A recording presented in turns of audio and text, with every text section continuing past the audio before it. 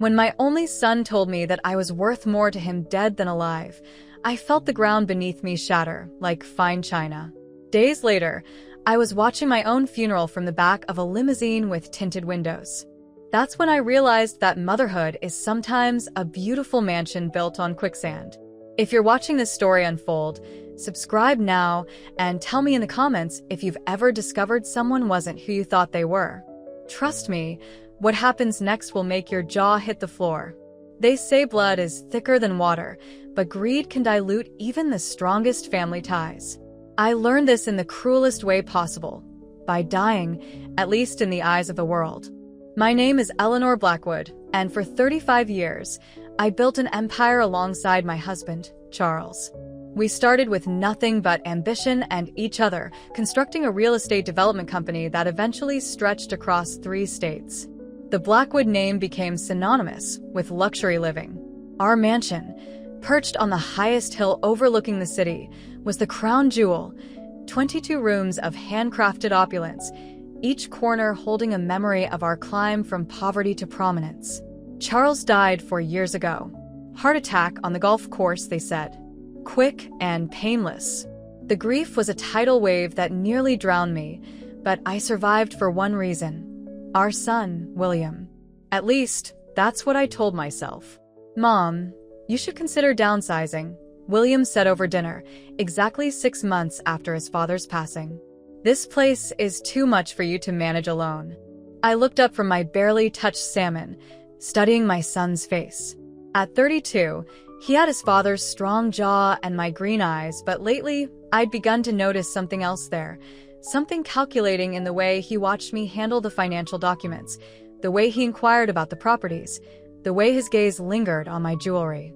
I managed just fine, I replied, setting down my fork. And I have Irene and the rest of the staff. That's another thing, he continued, swirling his wine. Do you really need a full staff? It's an unnecessary expense. An unnecessary expense? I echoed, something cold slithering down my spine. Your father and I always valued the people who helped build our life here. William shrugged, his eyes never meeting mine. I'm just thinking about your future, Mom. About preservation of assets. It was then that I first heard it, the soft hiss of greed, coiling around his words like a snake. That night, I couldn't sleep. I paced the master bedroom, the one Charles and I had shared for decades. Had I spoiled William? Had I missed some critical moment in his upbringing, some opportunity to instill values beyond material wealth? Or had the ambition that drove Charles and me to success twisted into something uglier in our son? The questions haunted me for weeks, as William's suggestions became more frequent, more insistent. He offered to help with the company's management, though he'd shown little interest in the business while his father was alive. He asked pointed questions about my will, about the trusts, about what would happen to the properties someday. Then came the incident with the jewelry. I had always kept my most valuable pieces in a safe behind a painting in my sitting room, a diamond necklace Charles had given me on our 20th anniversary, the emerald earrings I wore when we secured our first major development deal, the ruby ring that had been my mother's. One evening, I went to retrieve the diamond necklace for a charity gala and found the safe ajar. The necklace was still there, but slightly askew, as if someone had examined it and hastily replaced it. Only 3 people knew the combination: myself, my longtime housekeeper Irene, who had been with us for 20 years, and William. Irene, I asked the next morning, did you need something for my safe recently? She looked confused, her weathered hands pausing as she arranged fresh flowers. No, ma'am. I haven't been in there since you asked me to put away the tax documents last month. That left only one possibility. I began to notice other things. William's sudden interest in my health, not out of concern, but with an unsettling focus on any minor ailment. You're looking tired, Mom. Maybe you should see a doctor. The way he casually mentioned elderly neighbors who had fallen, broken hips, never recovered. His irritation when I mentioned donating a significant sum to the children's hospital Charles had always supported. Is that really necessary? He'd snapped. That money should stay in the family. The family. As if the 2 of us were all that mattered. as if the community that had supported our rise meant nothing. One night, I overheard him on the phone in the library, thinking I had already gone to bed. "Just a few more years, probably," he was saying, his voice low. "She's not as strong as she pretends to be. And then, yeah, everything. The house alone is worth 8 figures, not to mention the company's shares." A pause, then a laugh that sent ice through my veins. "No, there's no one else. It's all coming to me." I stood outside that door, my hand trembling against the polished wood, and felt something break inside me. Not my heart, that had been cracking slowly for months. No, what broke was the illusion, the desperate maternal hope that I had been misreading him, that my sweet boy was still in there somewhere. He wasn't. The next morning, I called the only person I could trust completely, Marcus Reynolds, our family attorney for over 20 years and Charles's closest friend. "I need to see you," I said, privately, "and not at your office." We met at a small cafe 2 towns over, where no one would recognize either of us. I wore a scarf over my hair and large sunglasses, feeling ridiculous, but desperate for anonymity. Marcus listened without interruption as I poured out everything, the comments, the safe, the phone call. When I finished, his face was grave, the lines around his mouth deeper than I remembered. "Eleanor," he said finally, "what exactly are you asking me to do?" I took a deep breath. "I need to know if I'm being paranoid, if I'm seeing monsters where there are only shadows." He reached across the table and took my hand. His palm was warm, steady. "And if you're not?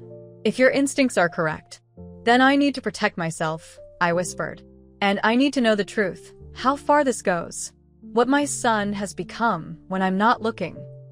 Marcus nodded slowly. "There's a way," he said, his voice so quiet I had to lean forward to hear him. "But it's extreme, Eleanor. It would test not just William, but you as well. Tell me." What he proposed was outrageous, theatrical, possibly cruel. It was also brilliant in its simplicity. "Fake your death," he said. "A sudden illness, quick deterioration, a private end. We would need a doctor we can trust to falsify the death certificate, and it would have to be closed casket, of course. But it would give you what you need, the unvarnished truth about William's character, revealed when he believes there are no more performances necessary."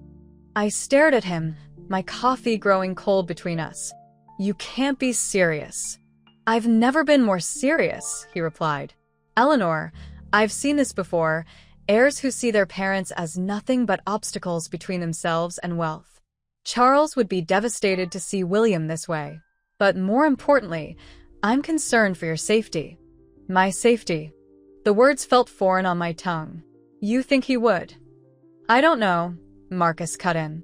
"But that's precisely the point. Neither do you. And by the time you find out for certain, it might be too late." I left the cafe in a daze, Marcus's plan echoing in my mind. Fake my own death, watch my son mourn, or not mourn from the shadows. It was absurd, something from one of those soap operas Irene watched in the afternoons.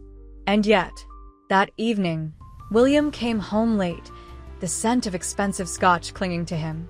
"Good news, Mom," he said, dropping into the chair across from me in the sitting room. "I've been talking to some people about the Henderson property. I think we should sell it." The Henderson property was the first major development Charles and I had completed together, a residential complex named after his mother. We had deliberately kept the rents below market rate as a way to give back to the community. "It's not for sale," I said firmly. "Your father and I always intended it to remain affordable housing."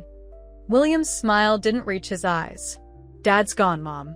And let's be practical. That property could bring in millions if we converted it to luxury condos." "The answer is no, William." His expression hardened, that familiar calculation visible for just a moment before he smoothed it away. "We'll discuss it later. You look tired. Should you be up this late?" I was 58 years old and in perfect health. That night, I called Marcus. "I'll do it," I said without preamble. "Tell me what we need to do." The plan came together with disturbing ease. Dr. Helena Foster, who had treated Charles and owed him a significant favor, agreed to help with the medical documentation. Marcus handled the legal aspects, creating an elaborate fake will that would be replaced by the real one when the time came. And Irene, loyal, unflappable Irene, would be my eyes and ears in the house, the only staff member aware of the truth. A sudden brain aneurysm, Dr. Foster explained during our secret meeting. It explains the lack of previous symptoms and allows for a rapid decline. No lingering illness that would require hospitalization and create more paper trails. I nodded, feeling strangely detached, as if we were discussing a character in a film. And the body? A closed casket is common in these circumstances, Marcus said gently. We'll handle the logistics of the funeral home. You'll need somewhere to stay, of course. Somewhere William would never think to look. My sister Vivian had a cottage on the coast, 3 hours away. She had always been distant from our family, disapproving of Charles's business tactics and what she called our obscene wealth. William hadn't spoken to her in years. She would help me, I knew, if only for the chance to say, I told you so.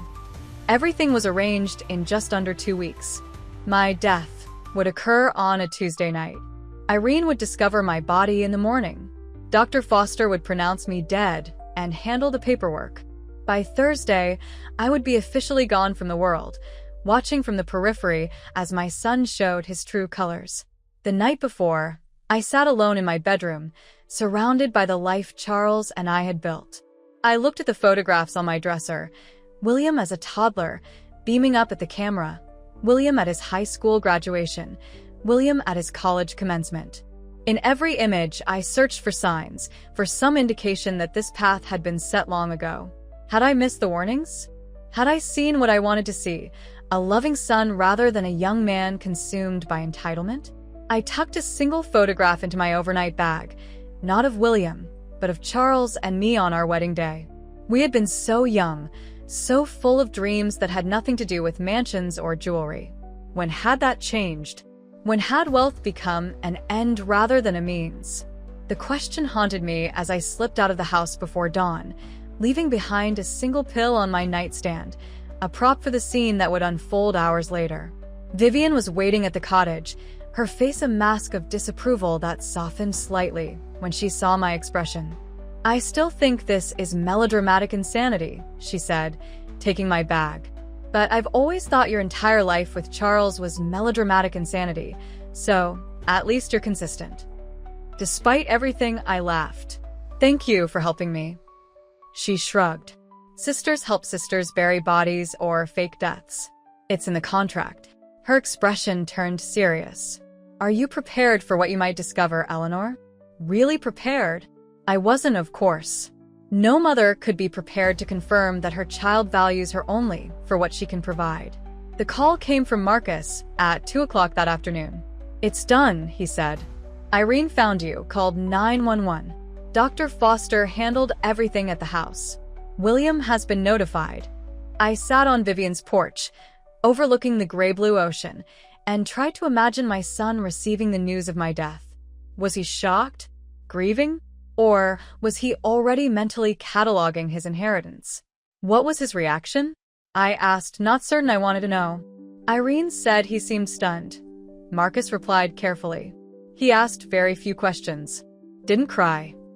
That doesn't mean anything, I said quickly. Some people don't cry immediately. Shock can. Eleanor, Marcus interrupted gently.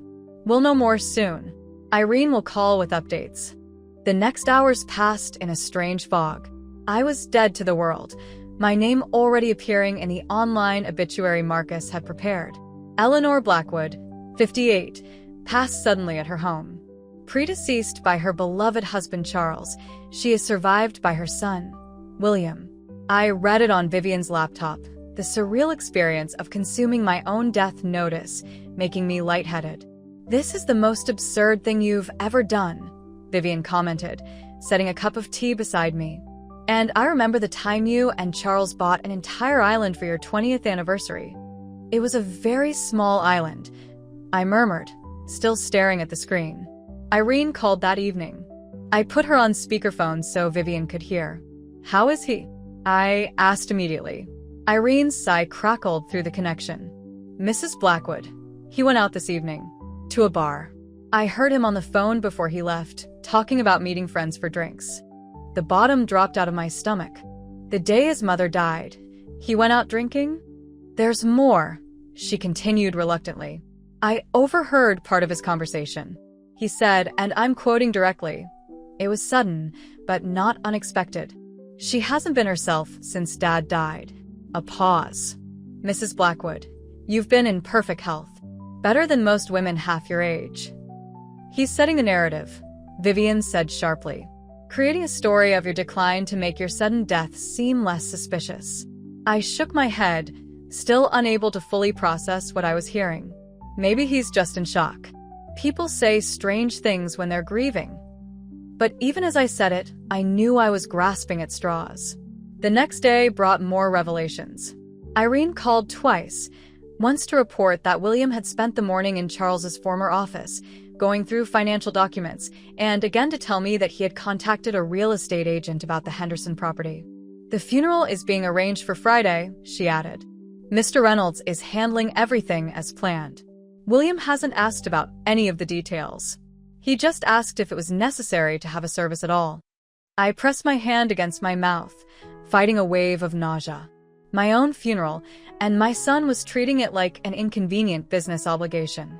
Friday arrived with grim, appropriate weather, a steady rain that shrouded Vivian's cottage in mist. I sat by the window, watching the droplets race down the glass and trying not to imagine the scene unfolding miles away. My closed casket, the flowers Marcus would have arranged, the mourners, friends, business associates, staff who had been with us for years. And William, playing the role of grieving son while mentally calculating the value of his inheritance. Marcus had arranged for a trusted associate to attend the service and report back. His call came that evening. "Eleanor," he began, his voice unusually hesitant. "I don't know how to tell you this." "Just say it," I whispered, Vivian's hand tight on my shoulder. "William gave a eulogy," Marcus said. "It was brief, perfunctory. He spoke about your business acumen, your contribution to the Blackwood legacy. Then he mentioned how at peace you must be now, reunited with Charles." I waited for more, but Marcus was silent. "That's it? Nothing personal? Nothing about me as a mother?" "I'm sorry," he said softly, "but that's not the worst of it." Afterward, at the reception at the house, he was overheard by multiple people discussing renovation plans. "Eleanor, he was talking about converting your art studio into a home gym before you were even in the ground." Vivian's grip on my shoulder tightened painfully, but I barely felt it. The art studio had been my sanctuary, the place where I retreated to paint, to process my grief after Charles died, to simply be Eleanor rather than Mrs. Blackwood. "There's one more thing," Marcus continued. "He's scheduled meetings with the board members of Blackwood Development for Monday. He's already making moves to take control of the company." I closed my eyes, the last fragile threads of denial snapping one by one. "Thank you, Marcus," I said, my voice sounding far away. "Please continue with the plan. The will reading is scheduled for next Thursday." "Yes. 1 week from today. Are you sure you're ready for this, Eleanor?" It's not too late to stop, but it was too late. I had died, and in the vacuum left by my absence, my son had revealed himself completely.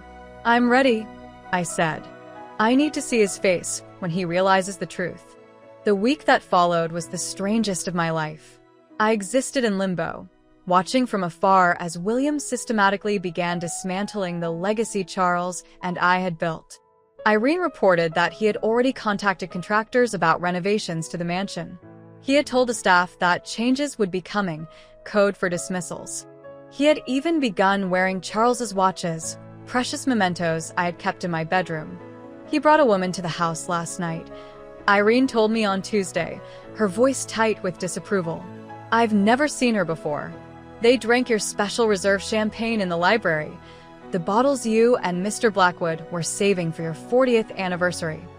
Each new revelation should have hurt less, but somehow they cut deeper, the knife twisting as I realized just how completely my son had hidden his true nature from me. Or perhaps I had hidden from the truth. The day of the will reading dawned clear and cold. I dressed carefully in Vivian's cottage, selecting a black suit that I had never worn before, something William wouldn't recognize. "You don't have to go through with this," Vivian said, watching me apply lipstick with shaking hands. "You've seen enough. You know who he is now." Just sign everything over to Charity and disappear." I met my sister's eyes in the mirror. "I need to face him," I said. "I need him to face me." Marcus had arranged everything meticulously. The will reading would take place at his office, with only William, the core members of the board, and Irene present. I would wait in an adjacent room, listening through an intercom system, until the moment came for my entrance. That moment arrived with perfect dramatic timing. I stood in the small conference room, listening as Marcus solemnly read through the preliminary sections of the fake will. Even through the intercom, I could hear the smug satisfaction in William's voice as he asked a question about the Henderson property. Then Marcus paused, cleared his throat, and said, "Before we continue, there's something you should know.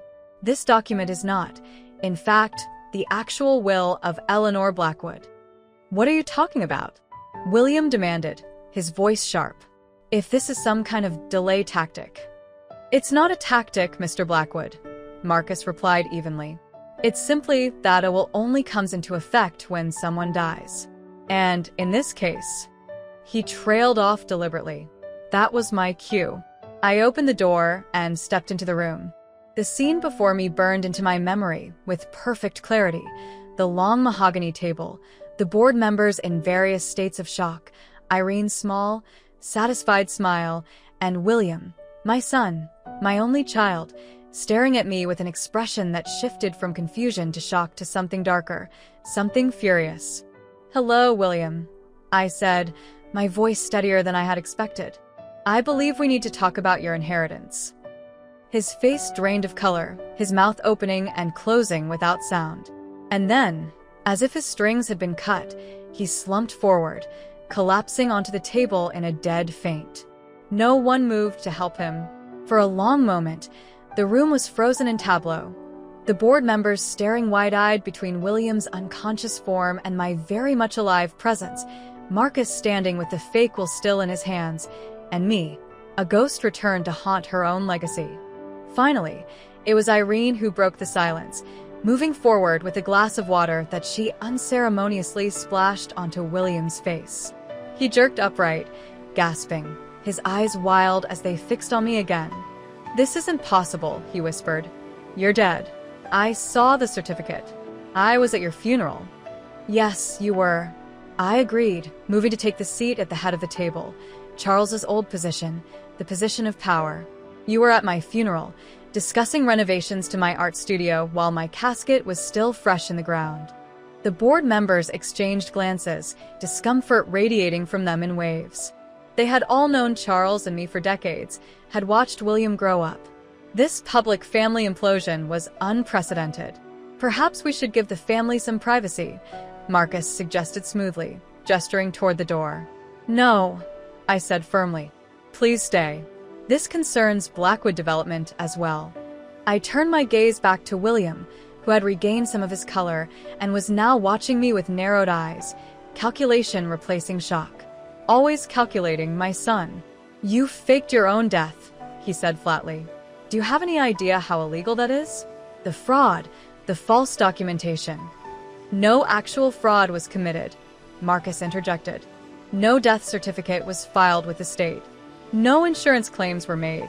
Mrs. Blackwood simply took a vacation while allowing certain people to believe she had passed." William's jaw tightened. "Why would you do this? What kind of sick test?" "It wasn't meant to be a test," I interrupted, though of course it had been exactly that. "It was meant to be protection. I had concerns about my safety." "Your safety?" He forced a laugh, looking around the table as if seeking allies. "From what? From whom?" "Your own son." I held his gaze steadily. "I overheard you on the phone 6 weeks ago, William. She's not as strong as she pretends to be. Just a few more years, probably. Would you like me to continue?" His face flushed, then paled again. "You misunderstood. I was talking about. I also saw you examining my jewelry. I know you've been gathering information about the Henderson property for months, contacting developers behind my back. I know about the real estate agent you brought to the house when you thought I was at my charity board meeting. I leaned forward. Did I misunderstand all of that too? The room was absolutely silent now. The board members watching with expressions ranging from horrified fascination to grim understanding. These were people who had known William since he was a child, who had attended his graduation parties, who had sent gifts when he bought his first apartment. So this was all an elaborate trap, William said, his voice hardening. A scheme to humiliate me in front of the board, to turn them against me. No, William. This was a mother's desperate attempt to be wrong. I felt the first crack in my composure, my voice wavering slightly. I wanted to be paranoid. I wanted to discover that without the pressure of performing for me, you would grieve genuinely, that you would honor my memory, that you would protect what your father and I built.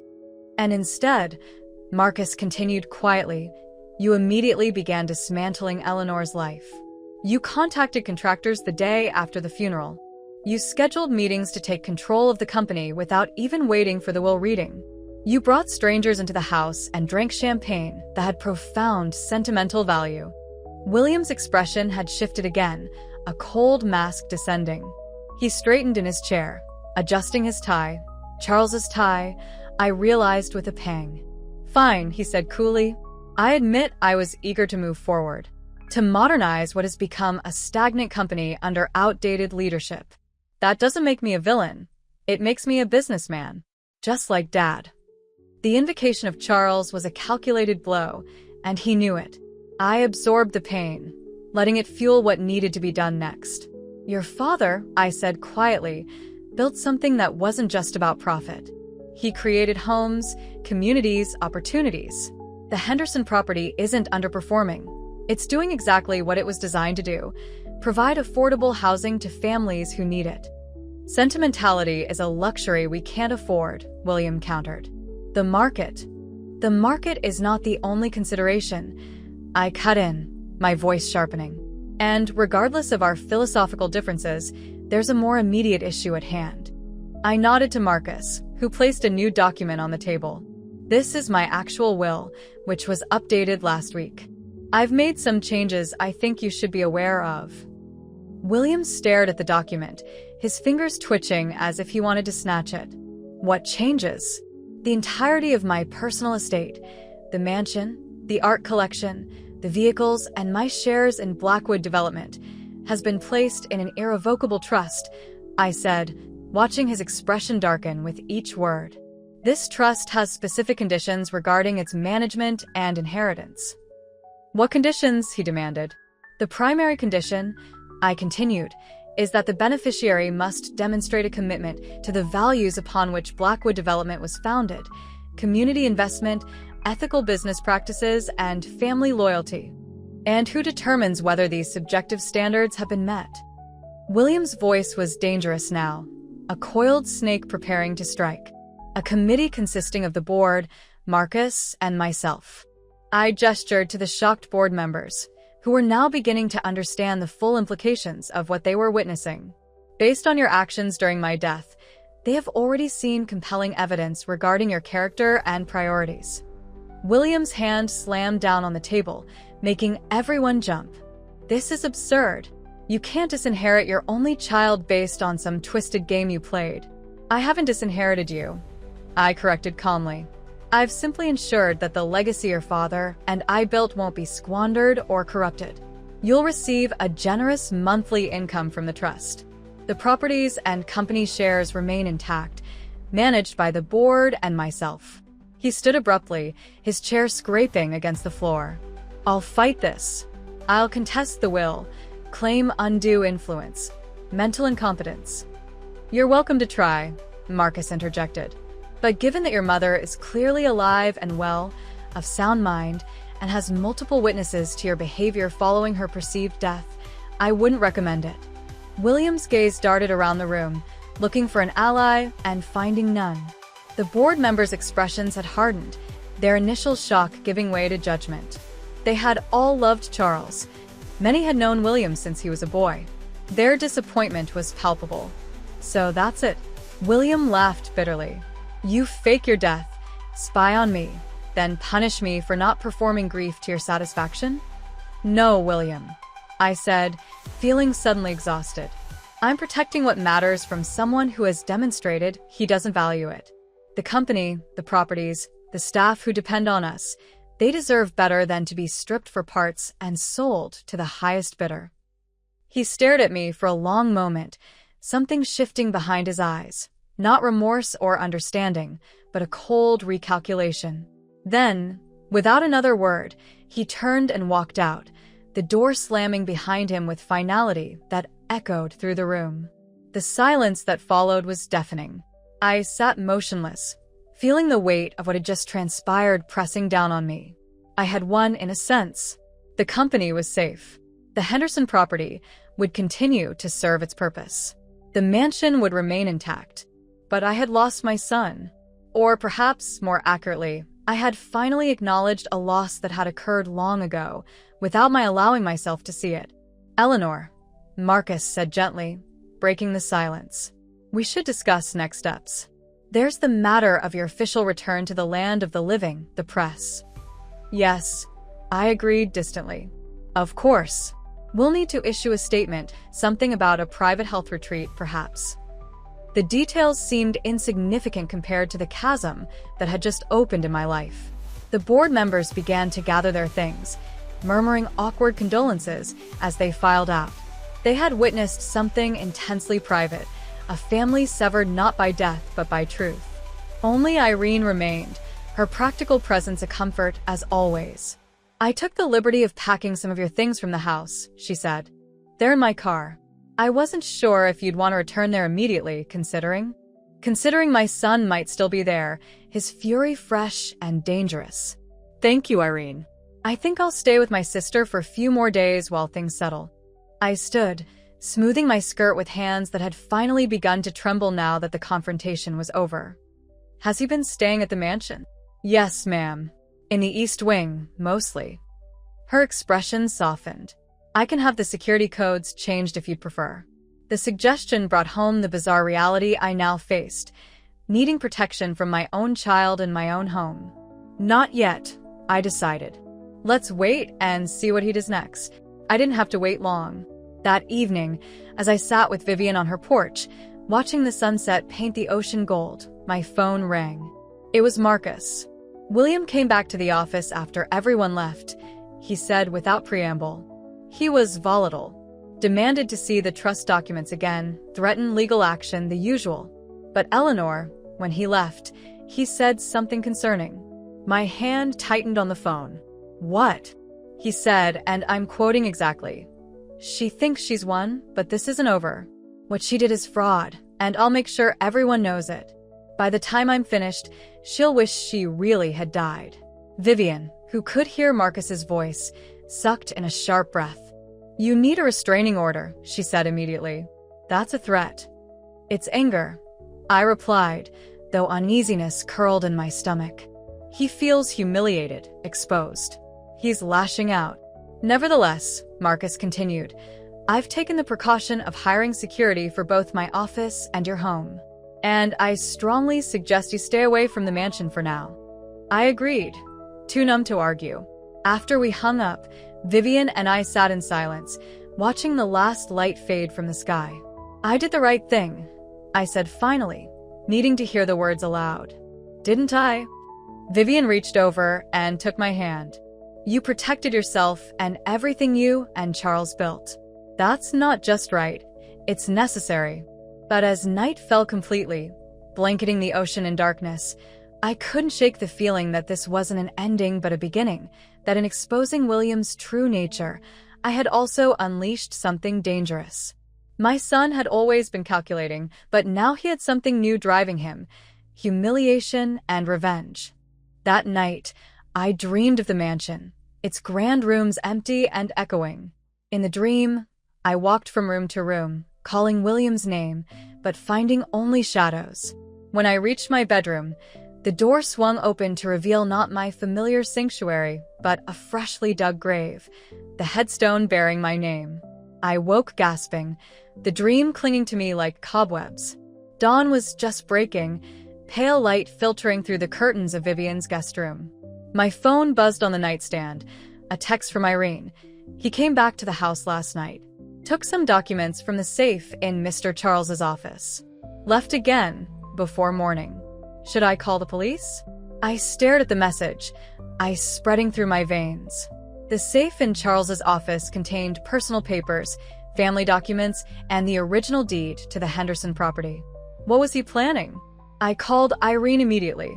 Don't call the police yet, I instructed. But I need you to check something for me. In the safe, there should be a blue folder with the Henderson property deed.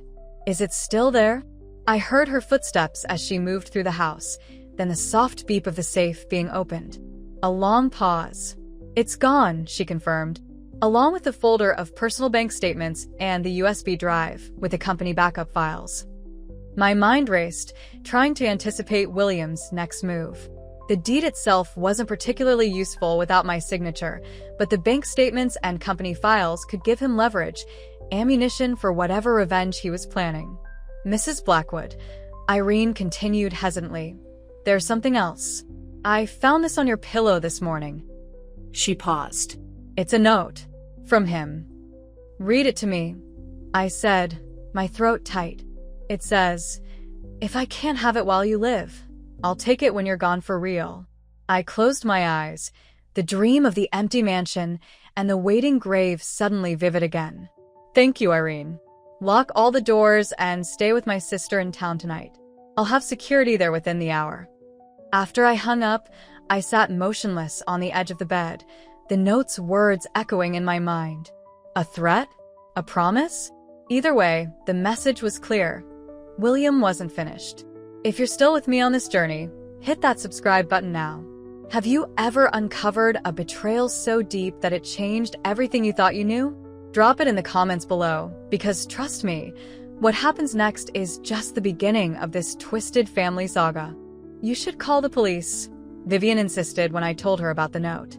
She was making coffee in her small kitchen, the normalcy of the scene at odds with the situation we were discussing. That's a death threat, Eleanor.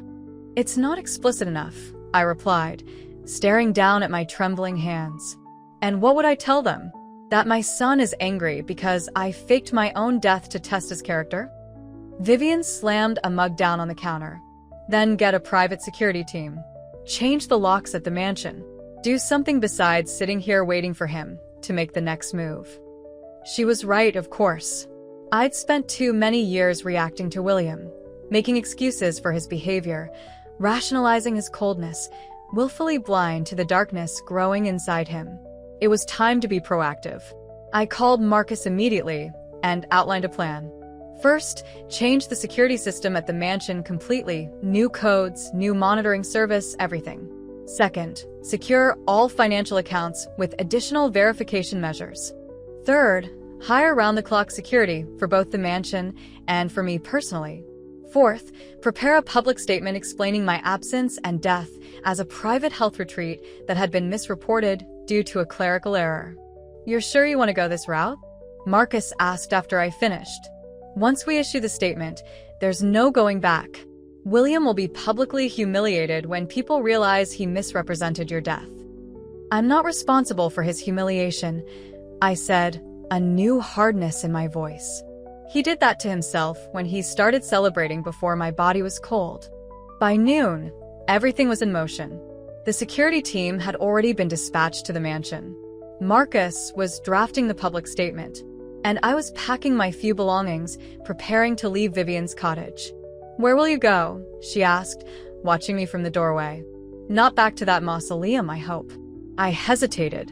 The mansion had been my home for 30 years, filled with memories of Charles, of happier times. But now it felt tainted, the scene of my son's betrayal.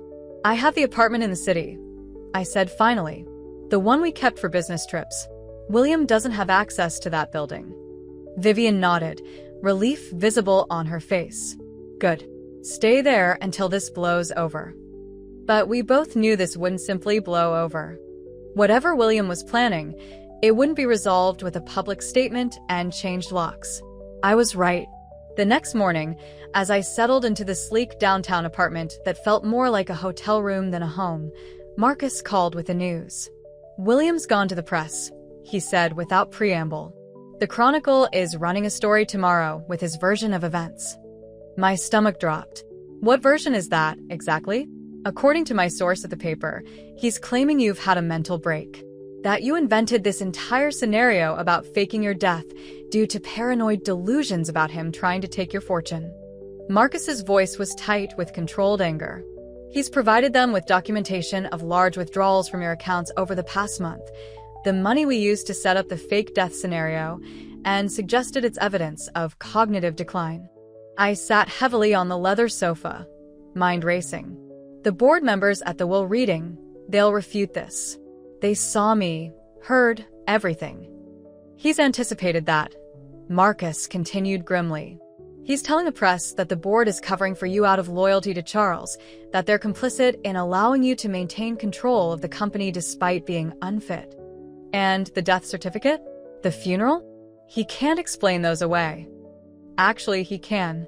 He's claiming he was misled by you and me as part of our conspiracy, that we told him you were ill and that you wanted a private memorial service before your actual passing.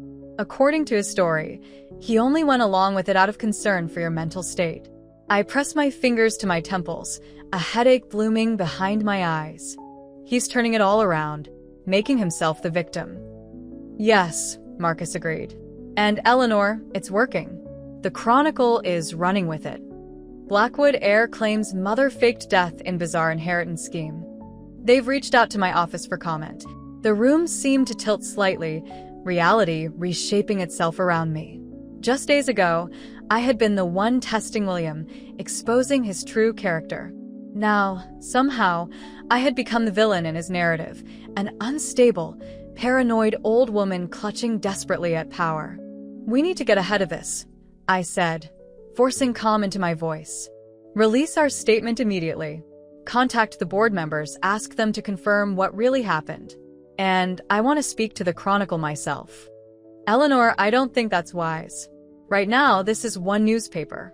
If you engage directly, it becomes a bigger story, a public family feud. It already is a public family feud, I interrupted. Williams made sure of that. And I won't hide while he destroys everything I've built, including my reputation. After some argument, Marcus reluctantly agreed. The statement about my health retreat was released to all major news outlets. The board members were contacted, most agreeing to confirm my version of events. And an interview with the Chronicle was arranged for the following day. That night, alone in the sterile apartment with its minimalist furniture and empty walls, I found myself unable to sleep. I kept seeing William's face at the will reading, the shock, the fury, the cold calculation that had followed. Where had I gone wrong? How had the sweet boy who once painted Mother's Day cards at the kitchen table transformed into this stranger who could look at my death as nothing but a financial opportunity? The questions haunted me as dawn broke, weak sunlight filtering through the blinds. I dressed carefully for the interview, selecting a conservative navy suit that projected stability and authority. My hands trembled slightly as I applied my makeup, concealing the shadows beneath my eyes. I needed to appear completely rational, utterly in control.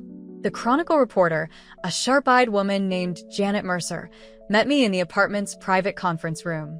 She was younger than I expected, perhaps in her early 30s, with the keen, slightly predatory look I recognized from years of business press. Mrs. Blackwood, she began, setting up her recorder. Thank you for agreeing to this interview. Your son's allegations have certainly caused quite a stir. I imagine they have, I replied evenly. Fabrications often do. Her eyebrows rose slightly. So, you're categorically denying his claims that you've experienced mental health issues? I am in perfect health, both mentally and physically, I said firmly. What I am not, however, is blind to my son's true character, which is precisely why I took the admittedly unusual step of testing his reaction to my supposed death. About that, she leaned forward, her recorder prominently placed between us. Can you explain exactly why you felt it necessary to fake your own death? Most people would consider that an extreme action. I met her gaze steadily. Most people haven't overheard their only child discussing how soon they might die and what he'll do with their possessions afterward. For the next hour, I laid out the entire story, the comments I'd overheard, the safe incident, the growing sense of unease that had led me to Marcus's plan. I described William's behavior after my death, his immediate moves to take control of the company, his callousness at the funeral. The board members who were present at the will reading can confirm everything, I concluded. This wasn't a paranoid delusion. It was a mother's desperate attempt to be wrong about her son. Janet's expression had softened somewhat during my account, but her questions remained probing, skeptical. Mrs. Blackwood, even if everything you've said is true, don't you think faking your death was an elaborate trap? Some might say you set your son up to fail. I set him up to show his true character, I corrected. And he did. The fact that his true character proved to be grasping and callous is not my responsibility. She nodded, making a note. He claims you've made significant withdrawals from company accounts in recent weeks. Is that accurate? I used my personal funds to arrange the scenario, I replied. The company accounts remain untouched and transparent to the board. And the trust you've established to control your assets, effectively preventing your son from inheriting outright. Was that created before or after this test? I hesitated, knowing the answer would play into William's narrative. After. But it was based on what I witnessed during my absence. Janet nodded again, her expression unreadable. One final question, Mrs. Blackwood. Your son suggests that your actions stem from an inability to let go of control following your husband's death. That this elaborate scheme was really about maintaining your grip on the company rather than any genuine concern about his character. How do you respond to that? The question stung, because it contained a grain of truth. Charles's death had left me adrift, clinging to the company as my last connection to him. But that wasn't why I'd done this. My husband built Blackwood Development on principles of integrity and community investment, I said carefully. When I die, truly die, I want to know that legacy will continue. This wasn't about control. It was about protection, of Charles's vision, of the company's values, and yes, of myself. After Janet left, promising the article would run the following day, I sat alone in the conference room, exhausted. Had I said too much? Not enough? Would anyone believe my version over Williams? He was young, charismatic, well-connected in the business community. I was a widow approaching 60, who by my own admission had orchestrated an elaborate fake death scenario. When the article appeared online the next morning, my fears were partially confirmed. While Janet had presented both sides, the headline alone told me which narrative had prevailed. Family feud, Blackwood heir and mother battle over control following faked death incident. The comment section was worse. Strangers speculating about my mental state, suggesting William should seek conservatorship, wondering if grief had driven me to extremes. A few defended me, arguing that a mother knows her child best, but they were the minority. The story spread quickly, picked up by other outlets, each version more sensationalized than the last.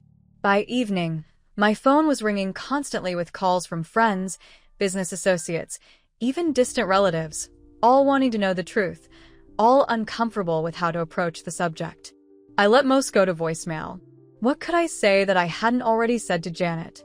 How could I make them understand what it felt like to hear your child discussing your death as a business opportunity? The next day brought a new development. Marcus called early, his voice tense. Williams filed a petition for temporary conservatorship, he said without preamble. He's claiming your recent behavior demonstrates you're unable to make sound financial and personal decisions. The room seemed to spin around me. Conservatorship? Like I'm incompetent. He's moving quickly, Eleanor, using the media coverage to build his case. The petition cites the bizarre and paranoid behavior of faking your death, the vindictive establishment of the trust, and the large withdrawals from your accounts as evidence of impaired judgment. That's absurd, I snapped. I'm perfectly competent. Any judge will see that. Under normal circumstances, yes, Marcus agreed. But William's narrative is compelling, a concerned son watching his widowed mother's mental health deteriorate after his father's death, making increasingly erratic decisions. He's requesting an emergency hearing, claiming you're at risk of depleting your assets. Can he do that? Force a hearing without my input? He can try. I've already filed our opposition, but Eleanor, this is going to get ugly. He's requesting your medical records, financial statements going back 5 years, even your phone records. He's building a case that your behavior changed dramatically after Charles died. I closed my eyes, trying to steady my breathing. William was using the legal system as a weapon now, attempting to gain control of what he couldn't inherit. And worse, he was using my own actions against me, twisting them to fit his narrative of a mentally unstable mother. What do we do? I asked finally. Fight it, of course. I've already contacted Dr. Foster about providing testimony regarding your mental competence. We'll need statements from the board members confirming your continued sound business judgment. And Eleanor. He paused, hesitation clear in his voice. You should consider a psychiatric evaluation. A clean bill of mental health from an independent expert would go a long way. The suggestion felt like a defeat, as if by agreeing to be evaluated, I was lending credence to William's claims. But I had no choice. If I refused, it would only strengthen his case. Fine, I agreed. Arrange it. And Marcus, thank you for standing by me through this. Charles was my best friend, he replied simply. And you've always been more than a client. We'll get through this. But even as he spoke, a notification lit up my phone screen, a breaking news alert from the Business Journal. Blackwood Development shares drop amid leadership crisis. Investors concerned as family drama unfolds. The company. Of course, William would target the company next. My reputation was just the first domino. Now he was going after what mattered most, the legacy Charles and I had built together. I opened the article with shaking fingers. The damage was already spreading beyond our private battle. Investors were nervous, partners questioning the stability of Blackwood Development's leadership. The board was publicly standing by me, but the market was responding to the uncertainty. William had found the perfect revenge. If he couldn't control the company directly, he would damage it so severely that I would have no choice but to step aside to save it. I called an emergency board meeting for that afternoon. If we were going to weather this storm, we needed a united front and a clear strategy. The meeting took place at Marcus's office rather than company headquarters, neutral territory where we wouldn't risk running into William. The board members filed in quietly, their expressions solemn. These were men and women who had worked with Charles for decades, who had watched me step into leadership after his death. They knew me, but they also knew business, and business didn't thrive on scandal. Thank you for coming, I began once everyone was seated. I realize the current situation is unprecedented. Richard Gaines, the longest-serving board member and Charles's former college roommate, leaned forward. Eleanor, I think I speak for all of us when I say we're deeply concerned, not about your competence, which has never been in question, but about the damage this public battle is causing the company. Murmurs of agreement circled the table. I nodded, acknowledging the reality we all faced. The shares have dropped 12% since the story broke, added Diane Chen, our CFO. Partners are calling hourly for reassurance. The Henderson property tenants are worried about William's reported plans to convert it to luxury condos. This isn't just a family matter anymore. I understand, I said, my voice steady despite the churning in my stomach. That's why I've asked you here. We need a strategy to stabilize the company while this legal situation resolves. For the next 2 hours, we hashed out a plan. I would temporarily step back from day-to-day operations, with Diane assuming those responsibilities. The board would issue a statement expressing full confidence in the current leadership structure and the company's financial health. We would accelerate the release of our quarterly earnings report, which showed record profits, to reassure investors. But the elephant in the room remained unaddressed until Richard finally spoke it aloud.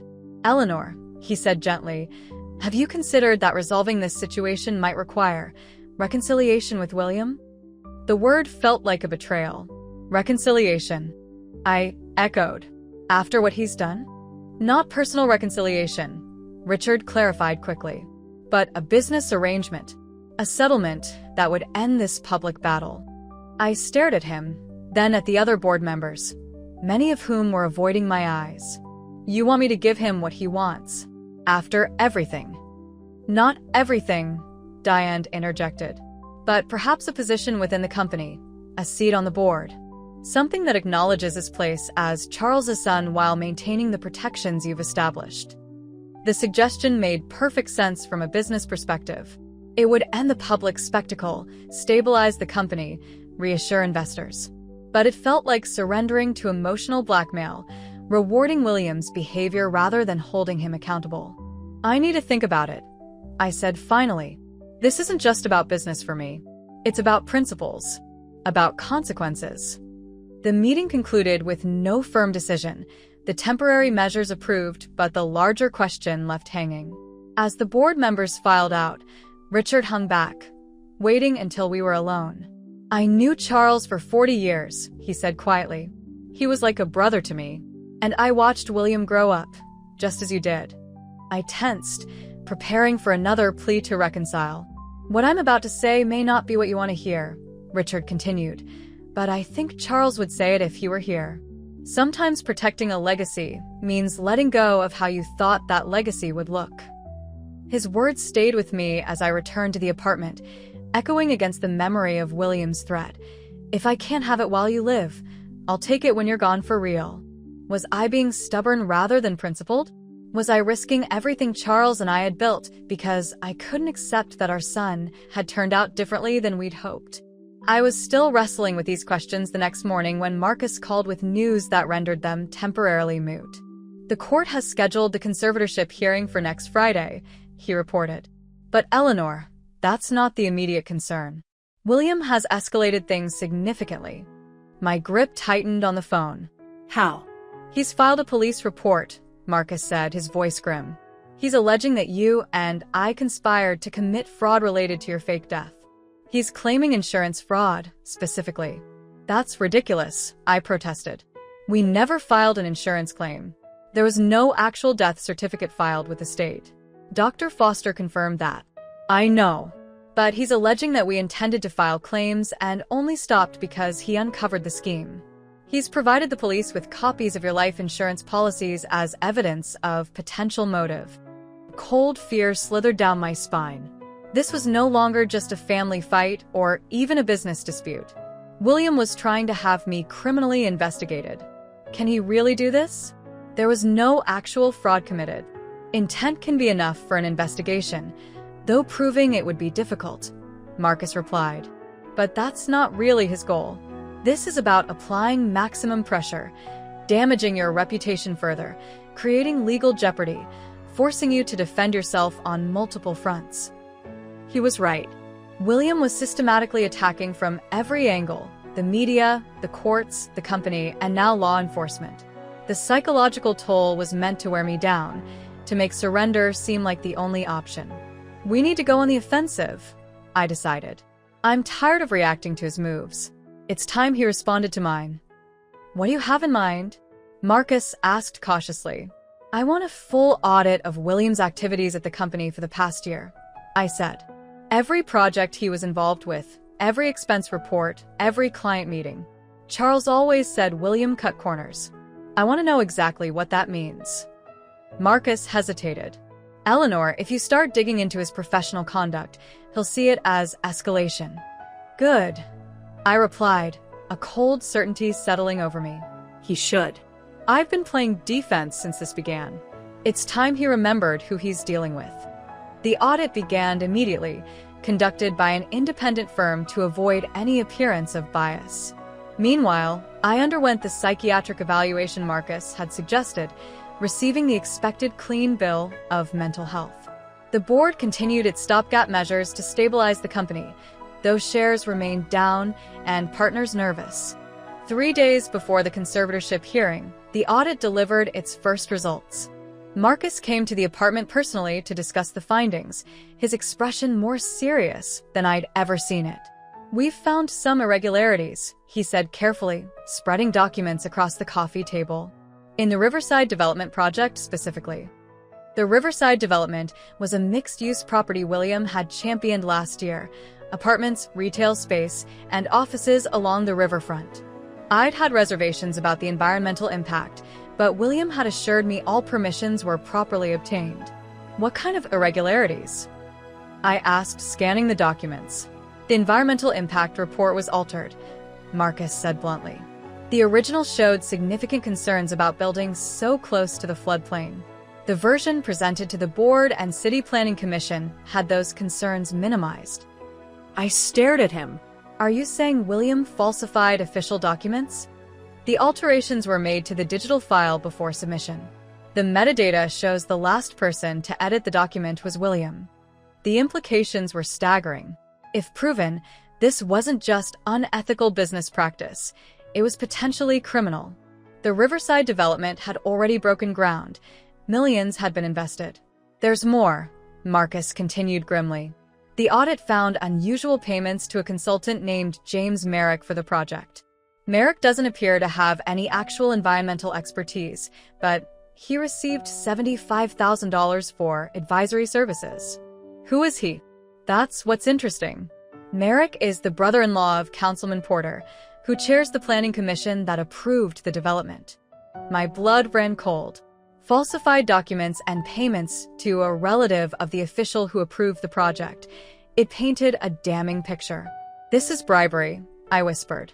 William bribed a city official through his brother-in-law. Marcus nodded grimly. It appears that way. The audit is continuing, but these findings alone are significant. I leaned back, my mind racing. I'd known William was calculating, opportunistic, even cold. But this level of corruption, of outright criminality, it went beyond anything I'd imagined. What do we do with this? I asked finally. That, Marcus said carefully, is entirely up to you. Legally, as CEO, you have an obligation to report potential illegalities to the board.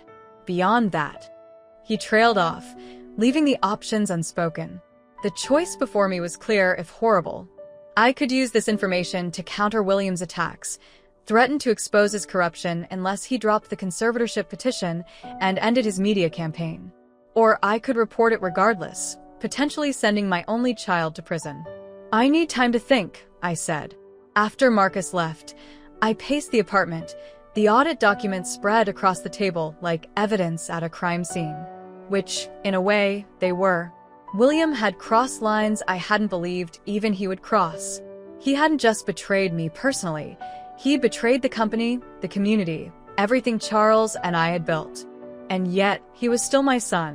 The child I had carried, raised, loved. Somewhere beneath the corrupted man he'd become was the boy who had once looked up at me with trust and affection. Could I really be the one to destroy him completely? The question haunted me through a sleepless night. By morning, I had my answer. One that brought no peace, but felt like the only path forward that I could live with. I called William directly for the first time since the will reading. He answered on the third ring, his voice wary. Mother, this is unexpected. We need to talk, I said simply. In person. Today. I don't think my attorneys would advise that, he replied, a hint of smugness in his tone. Given the upcoming hearing. This isn't about the hearing, I said. It's about the Riverside development. A beat of silence. Then, his voice noticeably tighter. What about it? I think you know. I've had the project audited. Another silence, longer this time. When he spoke again, the smugness was gone. Where do you want to meet? We agreed on a public location, a small conference room at the Four Seasons Hotel downtown. Neutral territory where neither of us would have the home advantage, and public enough to discourage any extreme behavior. I arrived first, selecting a seat facing the door. The room was elegantly appointed but impersonal, with abstract art on the walls and a polished table that reflected the overhead lights. I placed the audit folder in front of me, a visible reminder of the leverage I now held. William entered precisely on time, dressed impeccably in a suit that probably cost more than most people made in a month. He looked like Charles, the same confident stride, the same tall frame. But where Charles's eyes had always held warmth, William's were cold, assessing me as an opponent rather than a mother. You're looking well, he said as he took the seat across from me. for someone supposedly on the verge of a mental breakdown. I ignored the barb. Thank you for coming. Did I have a choice? You mentioned the Riverside Project. His gaze flicked to the folder. I assume that contains whatever you think you've found. Not what I think I've found. I corrected. What the independent auditors have documented. Falsified environmental reports. Payments to the brother-in-law of Councilman Porter. Deliberately misleading projections presented to investors. His expression didn't change, but I saw the slight tensing of his jaw, the barely perceptible straightening of his spine. He was calculating his options, just as he always did. Development is a complex business, he said finally. Consultants are hired for their connections as well as their expertise. Environmental reports always require interpretation. As for the projections, every company presents the most optimistic scenarios to investors. This goes well beyond optimistic scenarios, I replied, opening the folder and sliding several documents across to him. This is fraud, William, and bribery, criminal offenses. He glanced at the documents, his expression unchanged. And you've called me here to what? Threaten me? Turn me in? Play the righteous whistleblower? I've called you here to offer a choice. Now I had his full attention. He leaned forward slightly, eyes narrowing. What kind of choice? Drop the conservatorship petition, I said evenly. End your media campaign against me. Resign from Blackwood Development. In exchange, this information goes no further than this room. William laughed, though there was no humor in it. You're blackmailing me. I'm offering you a way out that doesn't end with you in prison, I corrected. Which is more than you've offered me. He studied me, something like respect flickering briefly in his eyes. I underestimated you, he said finally. I thought grief had made you soft after Dad died. Clearly, I was wrong. You've been wrong about many things, I replied, including the belief that you could take what wasn't yours to take. He leaned back, considering. And if I agree to your terms? What happens to my shares in the company? You keep them as a silent investor. You'll receive dividends, but have no management role or board seat. And the trust you've established? The one that prevents me from inheriting the bulk of your estate. It remains in place, I said firmly. But I'll amend it to ensure you receive a larger portion of the income during your lifetime. William drummed his fingers on the table, his gaze calculating. You've thought this through. Unlike you, I don't act on impulse, I replied. I consider the consequences. He smiled thinly. A dig at my hasty celebration of your demise? Fair enough. He gestured to the audit folder. And what guarantee do I have that once I've conceded to your demands, this information won't find its way to the authorities anyway? You have my word, I said simply, which, unlike yours, still means something. The barb landed. I saw it in the slight tightening around his eyes. For a moment, I glimpsed something beneath the cool facade, perhaps not remorse, but at least recognition of how far he had fallen in my estimation. I'll need time to consider, he said finally. You have until tomorrow, I replied, gathering the documents back into the folder. The conservatorship hearing is in 2 days. If I don't receive written confirmation that you're withdrawing the petition by noon tomorrow, I'll take this information to the board and the authorities. I stood, tucking the folder under my arm. One more thing, William. The note you left on my pillow. If I can't have it while you live, I'll take it when you're gone for real. That ends now. Any further threats, implied or explicit, and all deals are off. He remained seated, looking up at me with an expression I couldn't quite read. You know, Mother, in a strange way, I almost admire what you're doing. It's exactly what Dad would have done. The comparison to Charles stung, precisely as he'd intended. Your father built things, I said quietly. You only know how to destroy them. With that, I turned and walked out, my heart pounding so hard I was certain he could hear it. I had just blackmailed my own son. The knowledge sat like a stone in my chest, heavy, immovable, yet somehow less painful than continuing to watch him dismantle everything I loved. The next morning, an email arrived from William's attorney, formally withdrawing the conservatorship petition. An hour later, A press release appeared on William's personal social media channels, retracting his previous statements about my mental health and announcing his resignation from Blackwood Development to pursue other opportunities. It was over, or at least this phase of it was over. I had won, but the victory felt hollow. I had protected the company, my reputation, and Charles's legacy. But I had lost my son in the process, not just to his greed, which had been revealed during my fake death, but to my own hardball tactics in response. We had both crossed lines that couldn't be uncrossed. The board was relieved, of course. The company's stock began to recover almost immediately once the leadership crisis was resolved. The Henderson property remained safe in the trust, its residents secure in their affordable housing. Life began to resume its normal rhythms. Except nothing felt normal anymore. The mansion, once I returned to it, seemed cavernous and empty. I wandered its rooms like a ghost, remembering happier times that now felt like scenes from someone else's life.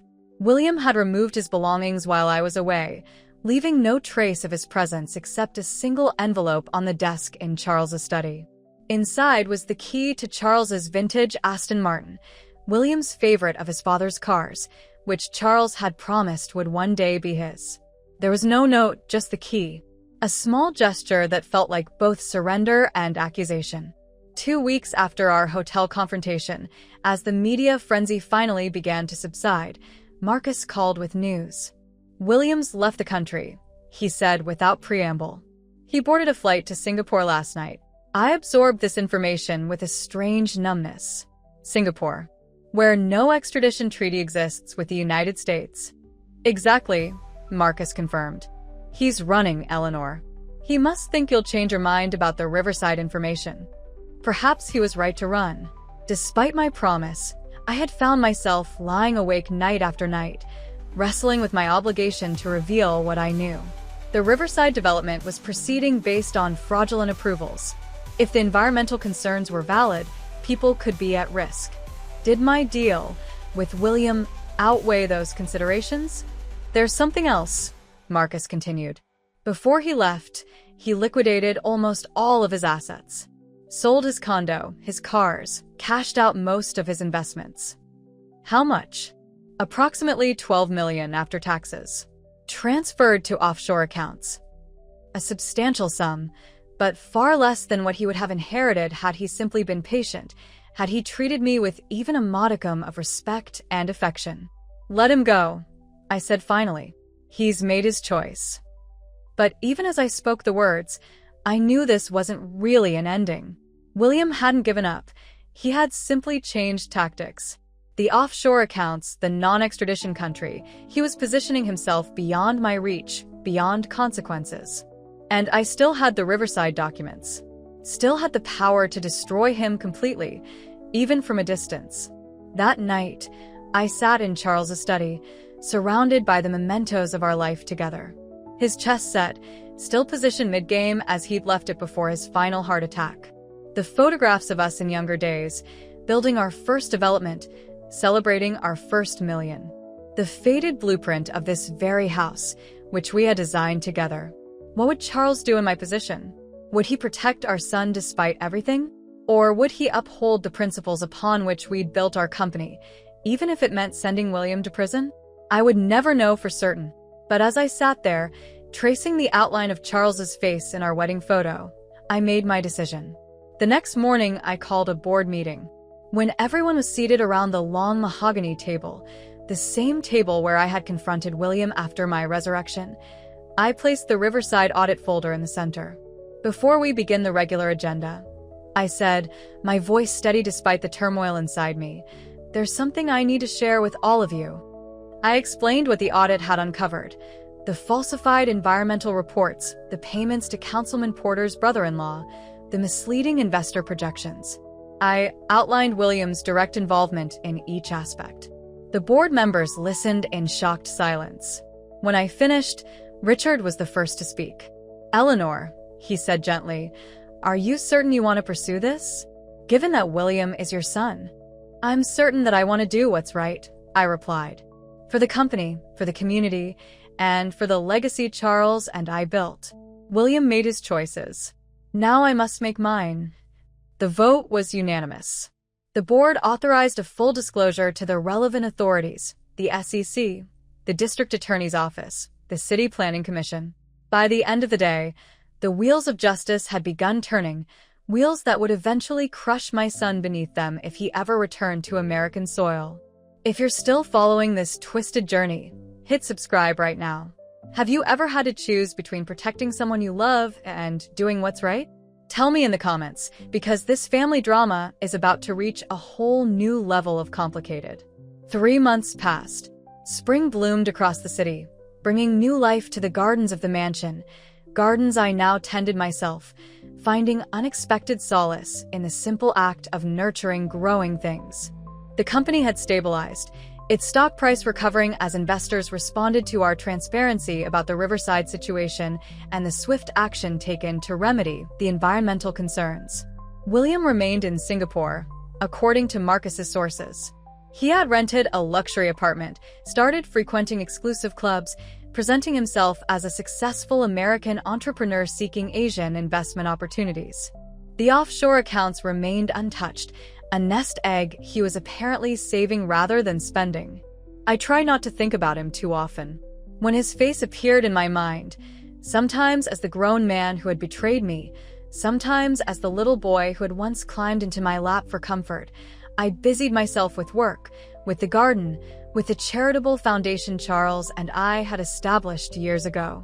I moved forward one day at a time, rebuilding a life I had never expected to live. One without family, until the letter arrived. It came not by mail but by courier, hand-delivered to the mansion's front door on a bright Tuesday morning in May. The envelope was cream-colored, expensive, with my name written in a flowing script I recognized immediately as William's.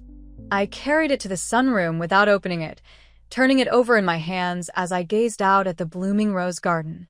What could he possibly have to say to me now? Recriminations? Threats? A demand to retract the Riverside disclosures? Finally, steeling myself, I broke the seal and unfolded a single sheet of matching cream paper. Mother, it began simply. By the time you read this, I will have left Singapore.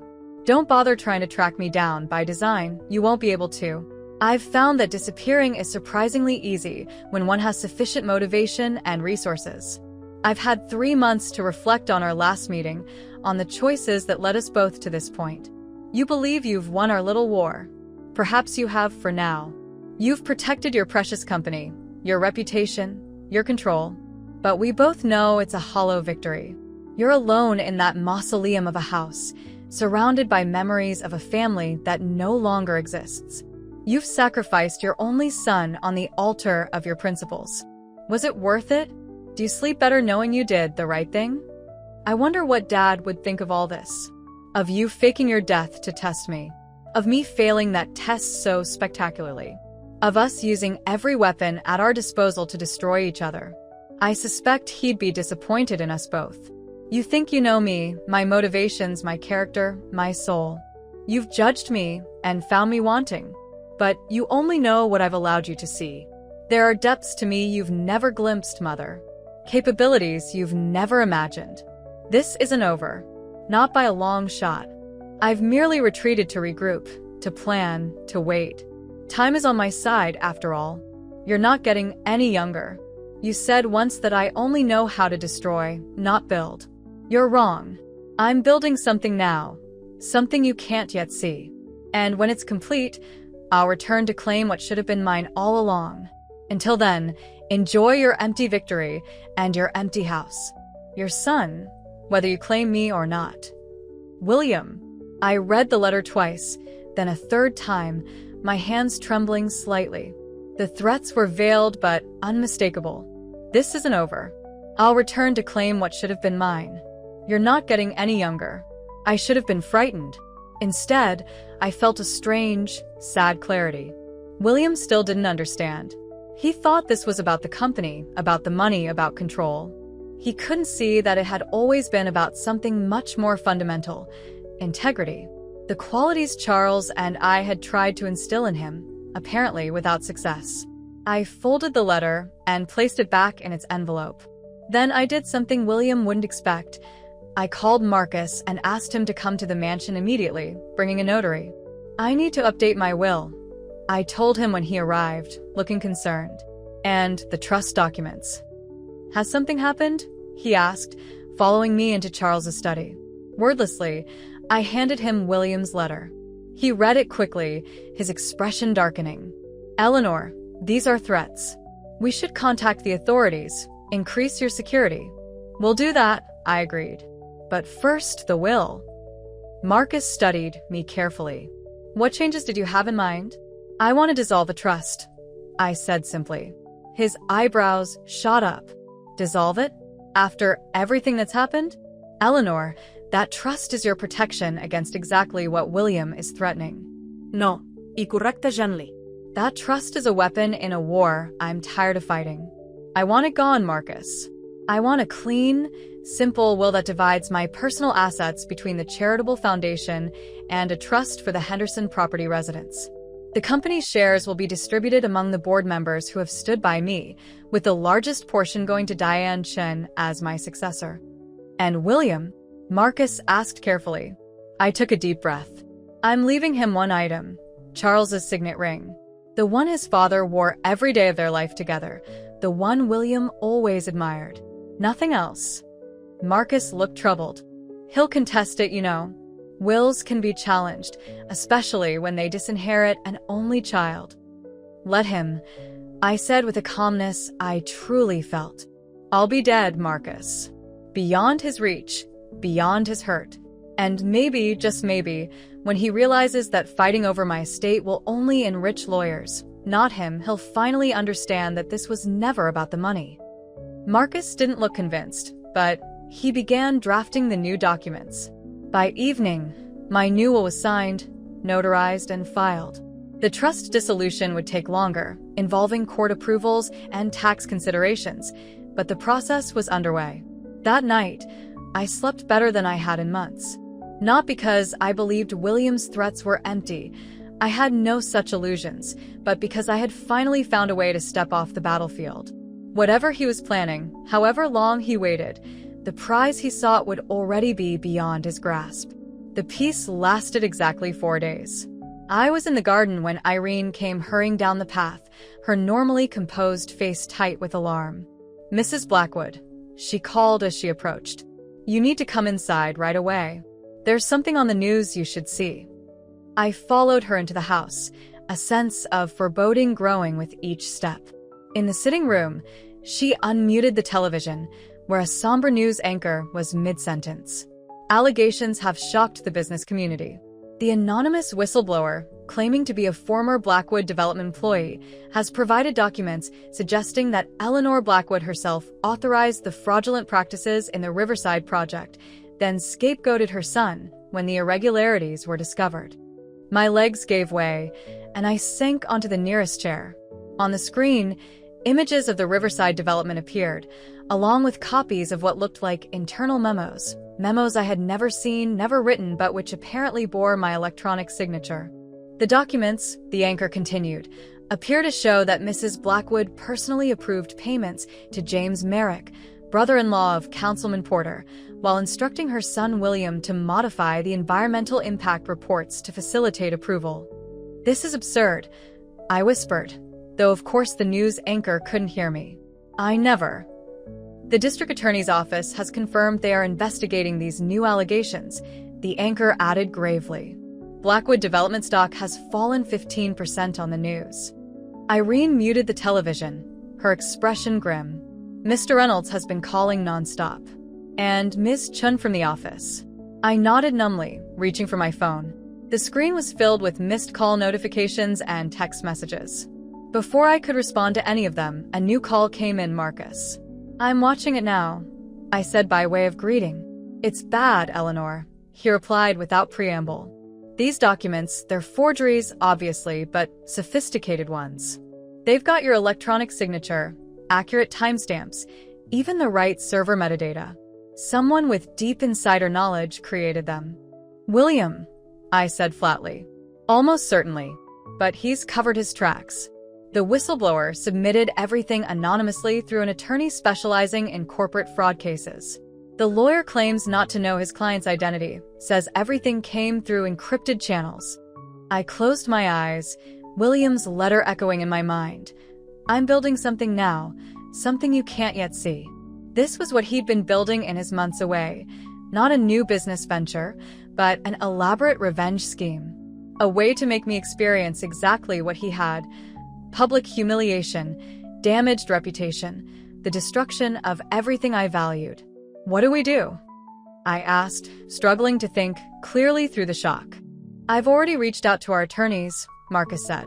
We'll issue an immediate denial, of course.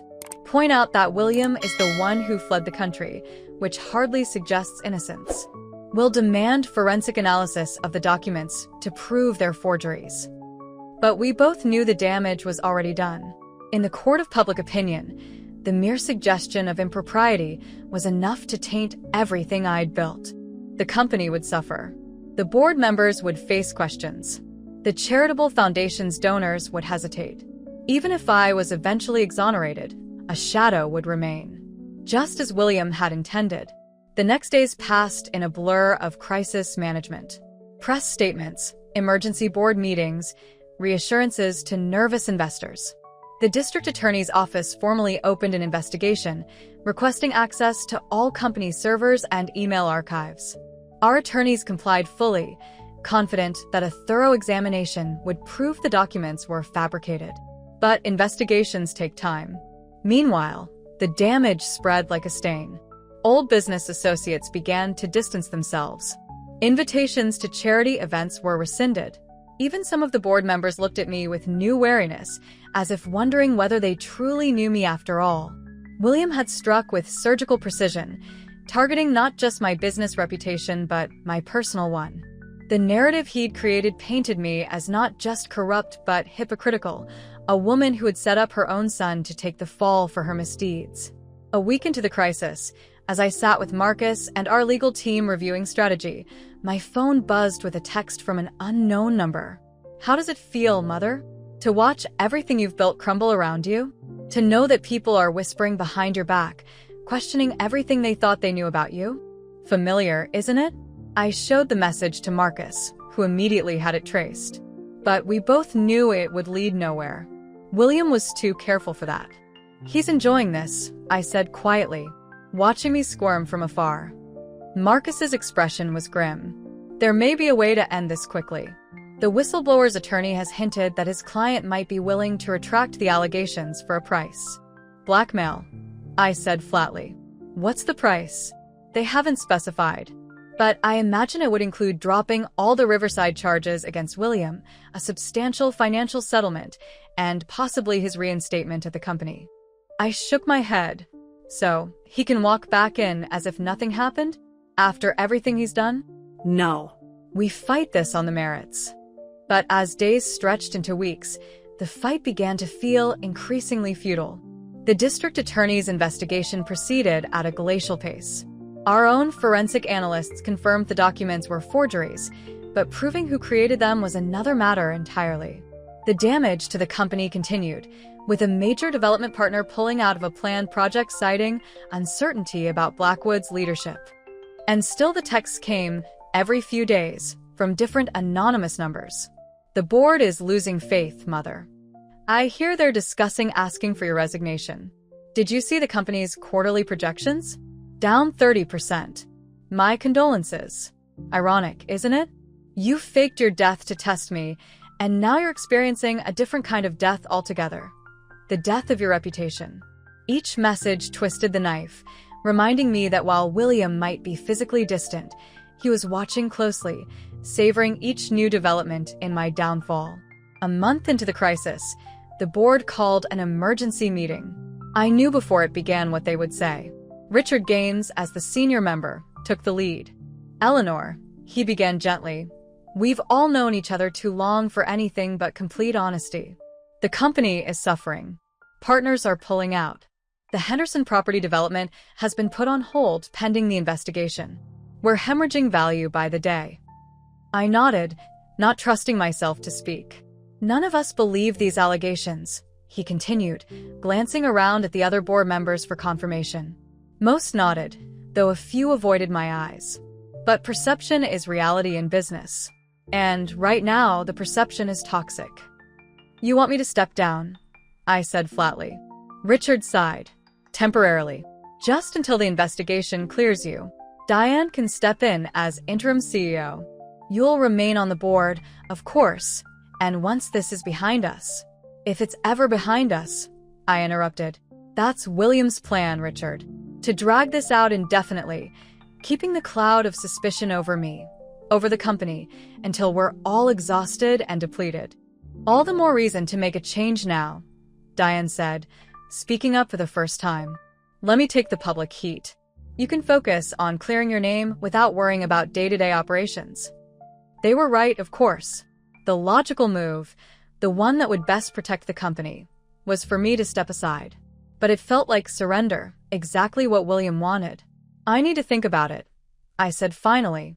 You'll have my decision tomorrow.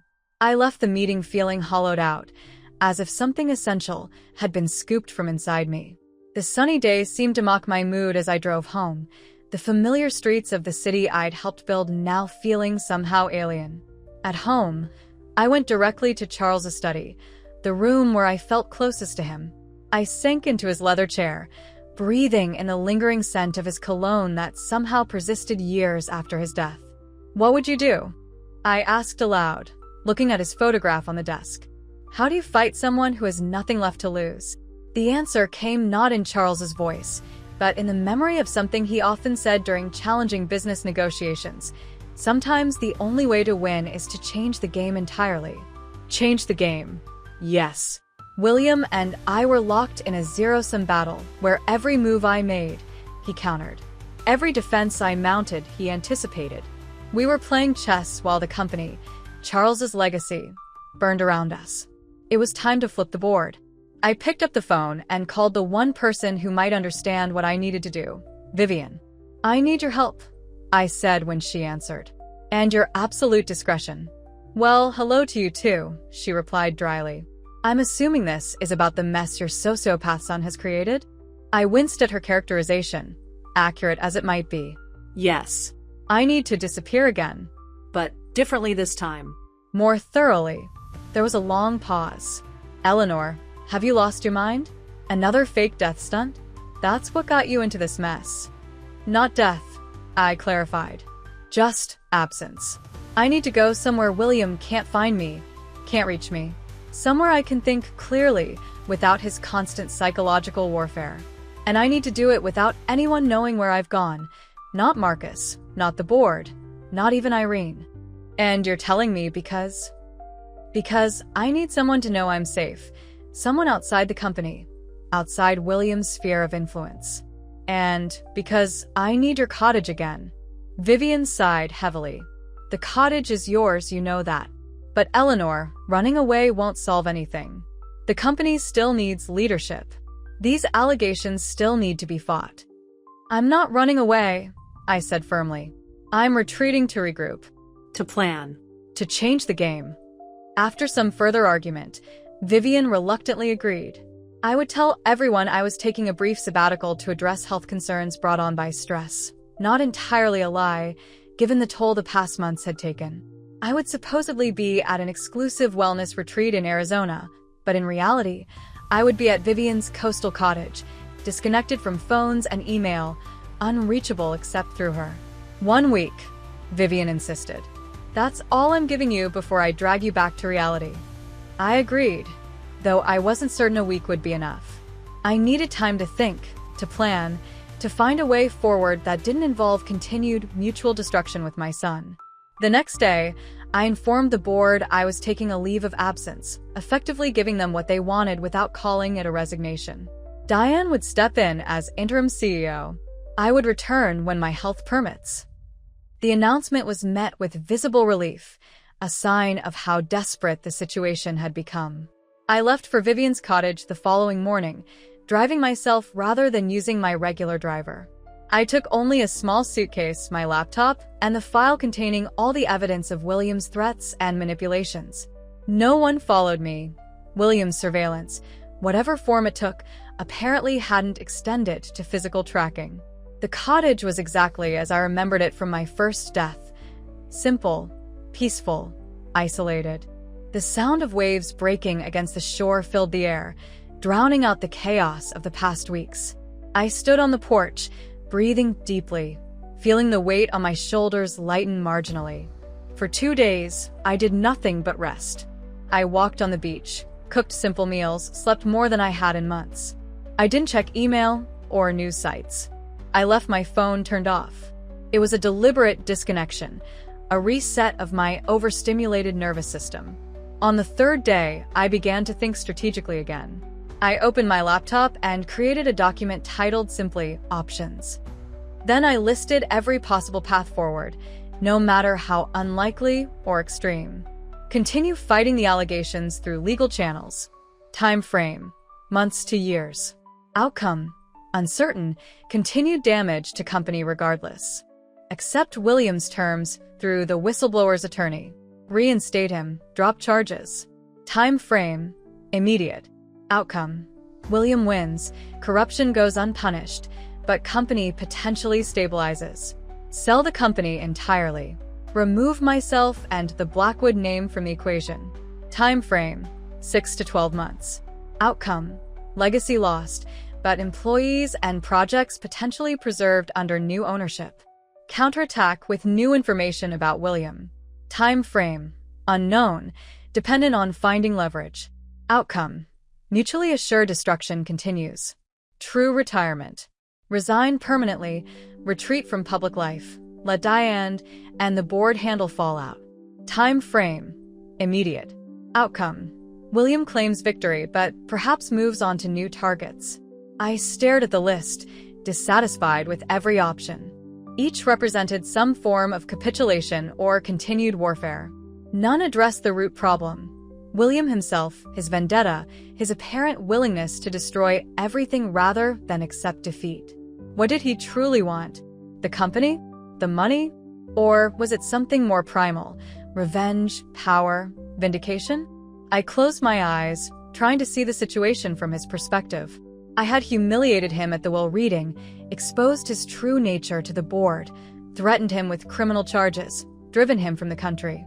Everything since the threats, the forged documents, the whistleblower claims was his response to those wounds. My eyes snapped open as a new possibility formed, one so counter to my instincts that I hadn't even considered it. Reconciliation. Not a business arrangement, as Richard had suggested months ago. Not a settlement or truce. Actual reconciliation between mother and son. A healing of the breach that had led us to this mutual destruction. Was it even possible? After everything that had happened, everything we'd done to each other? The thought seemed almost laughable. And yet, what if it was the one move William truly wouldn't expect? The one approach he couldn't easily counter? I added it to my list. Seek genuine reconciliation with William. Time frame: unknown. Outcome: highly uncertain, but potentially breaks cycle of revenge. The idea percolated as I continued my coastal retreat.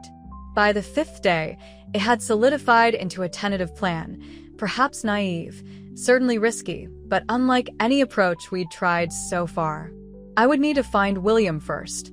His physical location remained unknown, though the anonymous text suggested he was still monitoring company developments closely. Then I would need to approach him not as an adversary, but as a mother, perhaps the mother I should have been all along, one who sought to understand rather than judge. Could I do it? Could I set aside my anger, my sense of betrayal, my righteous indignation? Could I look at the son who had celebrated my death, who had systematically attacked everything I valued, and still see the child I had once loved unconditionally? I wasn't sure. But as options went, it seemed the only one that offered any hope of resolution rather than continued destruction. On the 6th day, I finally turned on my phone, preparing to end my self-imposed exile. The screen immediately lit up with dozens of notifications, missed calls, texts, emails. I ignored most, scrolling for anything from unknown numbers, anything that might be from William. There was nothing recent. His psychological warfare had apparently paused during my absence. Or perhaps he was simply waiting to see what I would do next. I called Vivian first. "I'm coming back tomorrow," I told her. "I have a plan." "Should I be worried?" she asked. "Probably," I admitted. "But it's the only way I can see forward." Next, I called Marcus, who answered on the first ring. "Eleanor, where have you been? We've been trying to reach you for days." "I needed time to think," I said simply. "What's happened while I've been gone?" He sighed heavily. "The district attorney's investigation continues. The forensic analysis of the documents is promising. They're definitely forgeries, but proving who created them is still a challenge. The company is stable for now. Diane is handling things well. And the whistleblower? Still anonymous. Still willing to recant for a price." I nodded, though he couldn't see me. "I need you to do something for me, Marcus. Something unusual." At this point, unusual is our normal operating procedure, he replied with grim humor. "What do you need?" "I need you to find William, his physical location, and I need you to arrange a meeting." There was a long silence. Then, cautiously, "Eleanor, I'm not sure that's wise, given his threats, his actions." "I know the risks," I interrupted. "But this can't continue, Marcus. The company will be destroyed if it does. Charles's legacy will be ashes. There has to be another way forward." "And you think meeting with William is that way?" He sounded deeply skeptical. "I think it's the only option we haven't tried," I replied. "Will you help me?" After more discussion and numerous cautions, Marcus reluctantly agreed. He had contacts, resources I didn't. If anyone could locate William, it would be him. "It may take time," he warned. "If he doesn't want to be found, he'll agree to meet," I said with more confidence than I felt. "His revenge isn't complete yet. He won't be able to resist the opportunity to see me face to face, to witness my surrender in person." "Surrender?" Marcus echoed, alarmed. "Eleanor, what exactly are you planning?" "Not what William expects," I replied. "That's all you need to know for now." The next day, I returned to the city and the mansion, feeling strangely renewed despite the challenges ahead. The house no longer felt like a mausoleum, but like a battlefield, one I was prepared to defend or surrender as necessary. For the next 2 weeks, I maintained a low profile while Marcus worked his contacts. I didn't return to the company offices, respecting the leave of absence I'd announced. Instead, I focused on preparing for the confrontation to come, mentally, emotionally, strategically.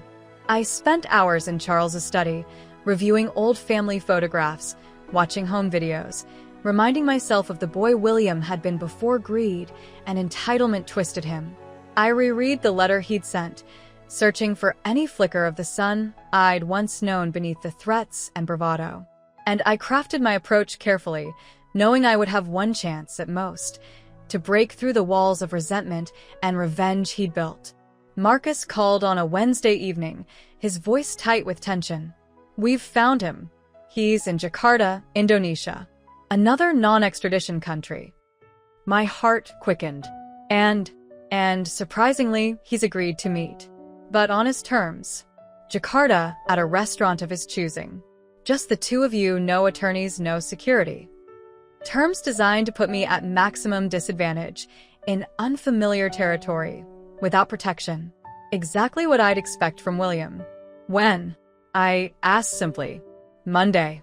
He says he's giving you time to make travel arrangements and to consider what you're willing to offer to end this." Still thinking in terms of transactions, of winners and losers. But I would go anyway. "Book the flight," I told Marcus. "And Marcus, thank you for everything." "Eleanor," he said quietly, "are you sure about this? Meeting him alone, on his territory, it's a significant risk." "It's a risk I have to take," I replied.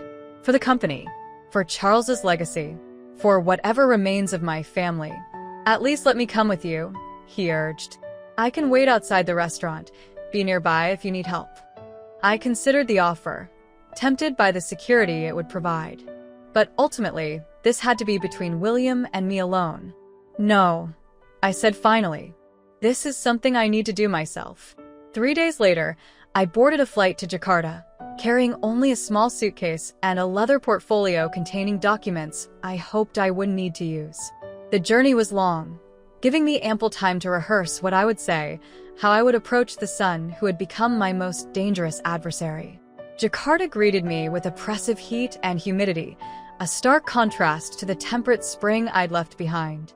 A driver arranged by the hotel met me at the airport, navigating through chaotic traffic to a sleek high-rise in the business district.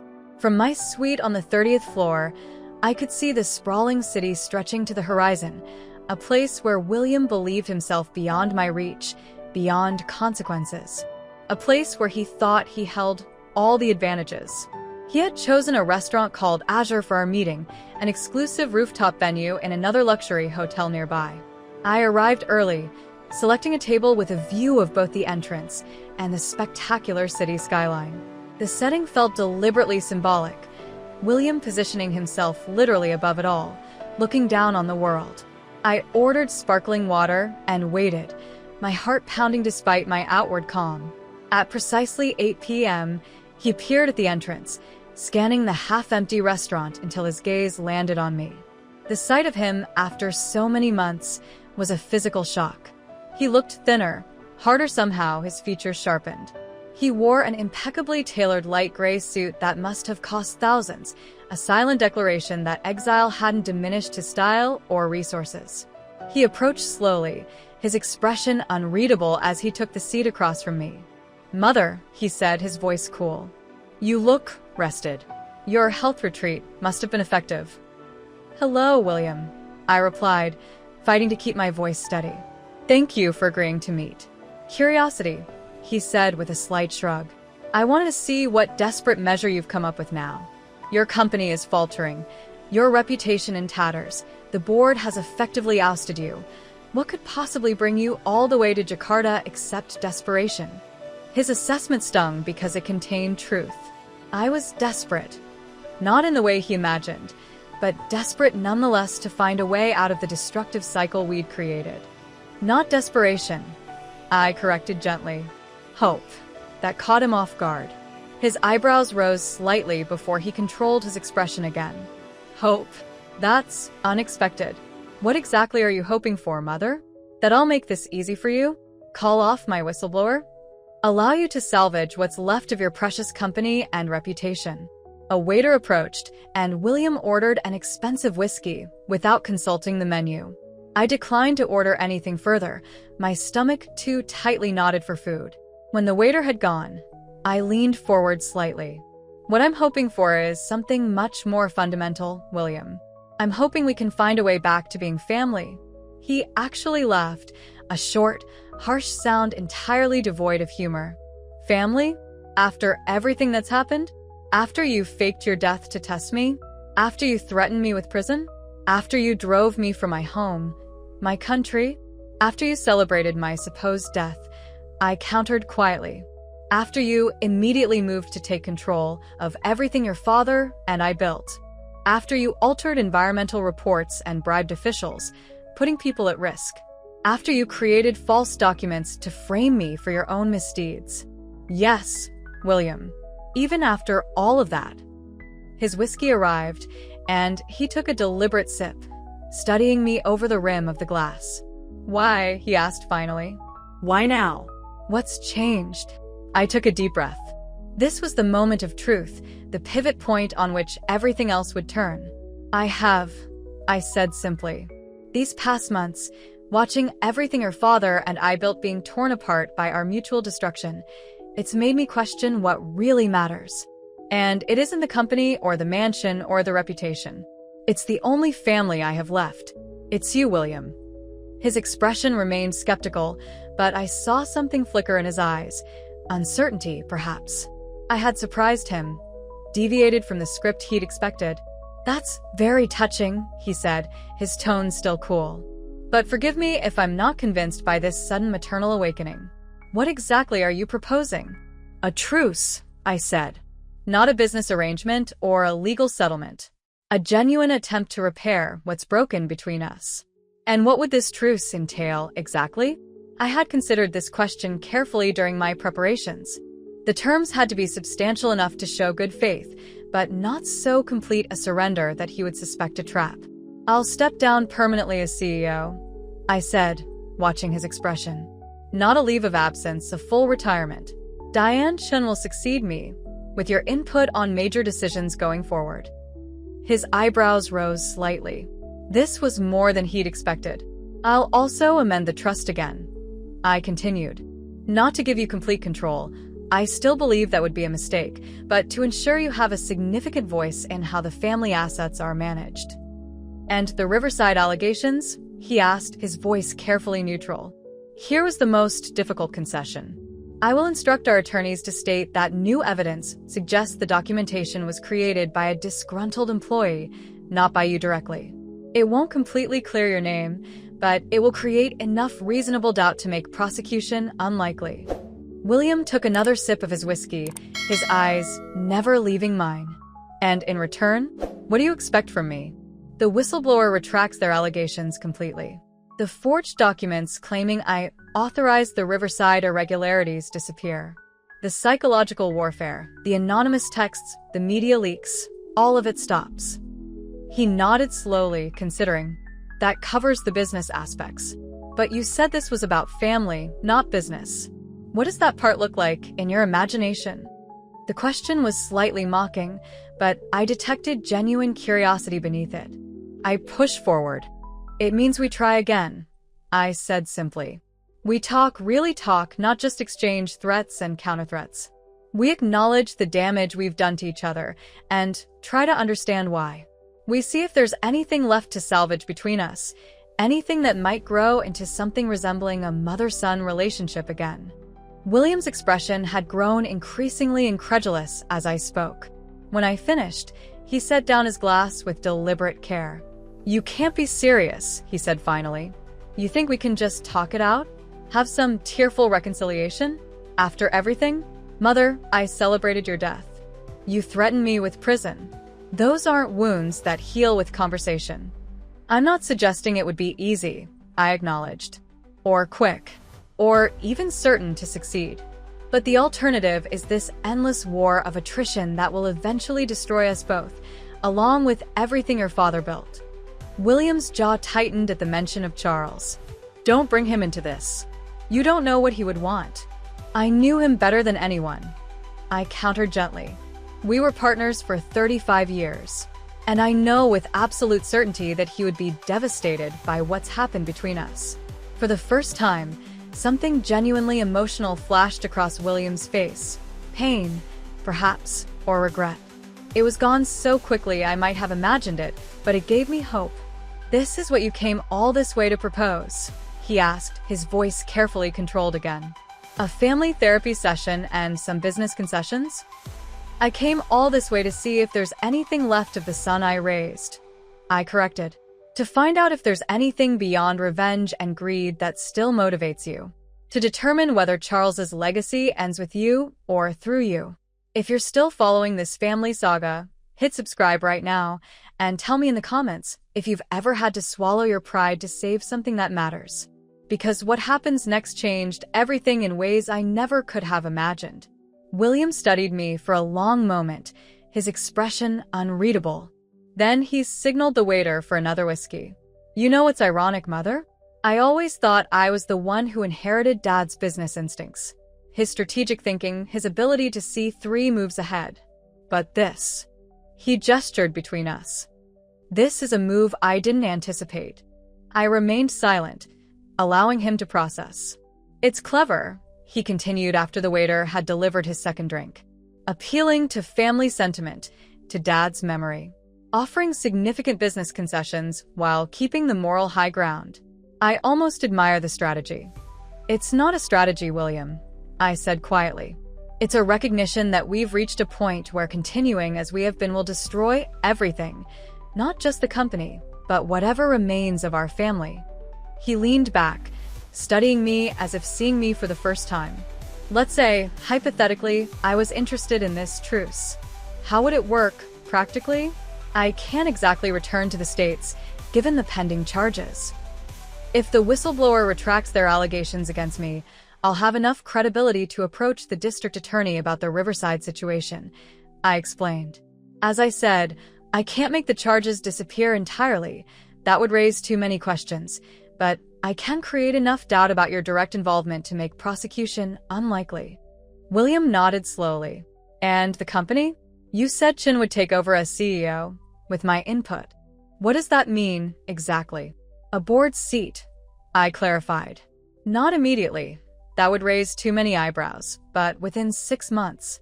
Until then, you would be consulted on major decisions through me. He took another sip of whiskey, his expression calculating.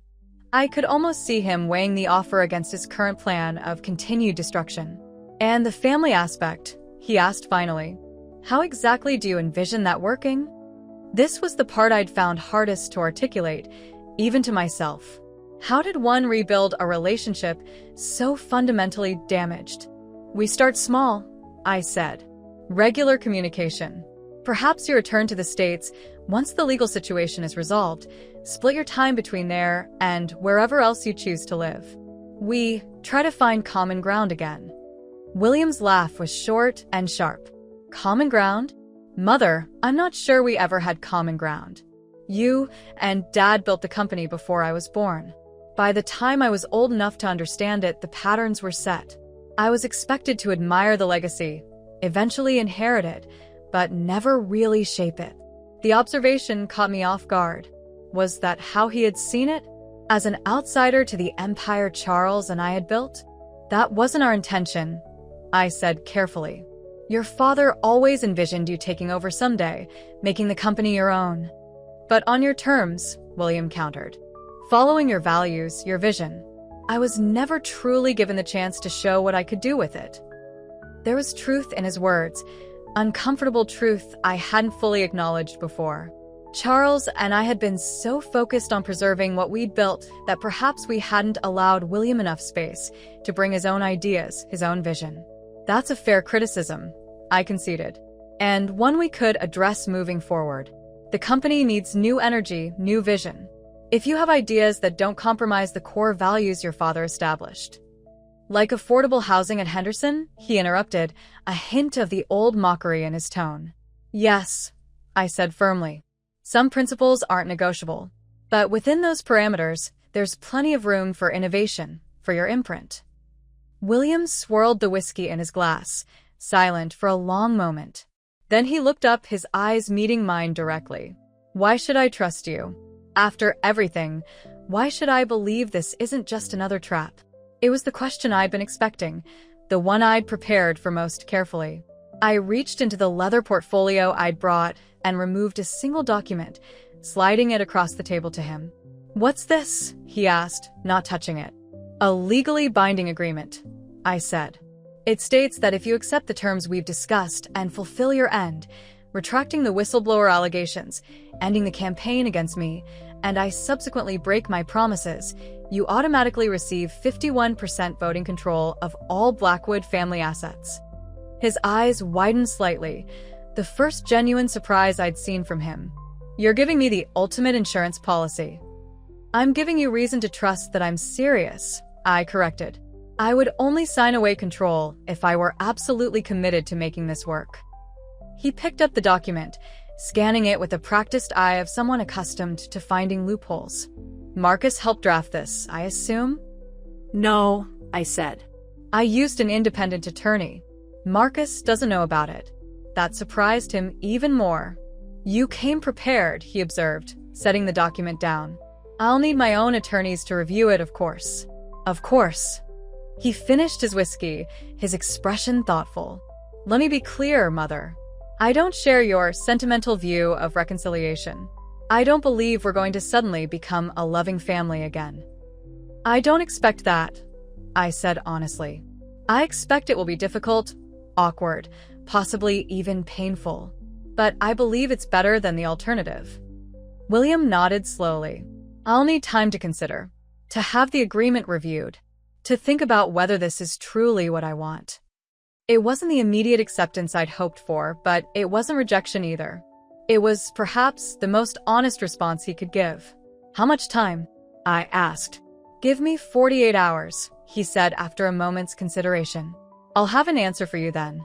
We parted with a formal handshake rather than any warmer gesture, the gulf between us still vast and uncertain. As I watched him walk away through the restaurant, his posture rigid and controlled, I wondered if I had made any impact at all, or if this was simply another move in his ongoing chess game.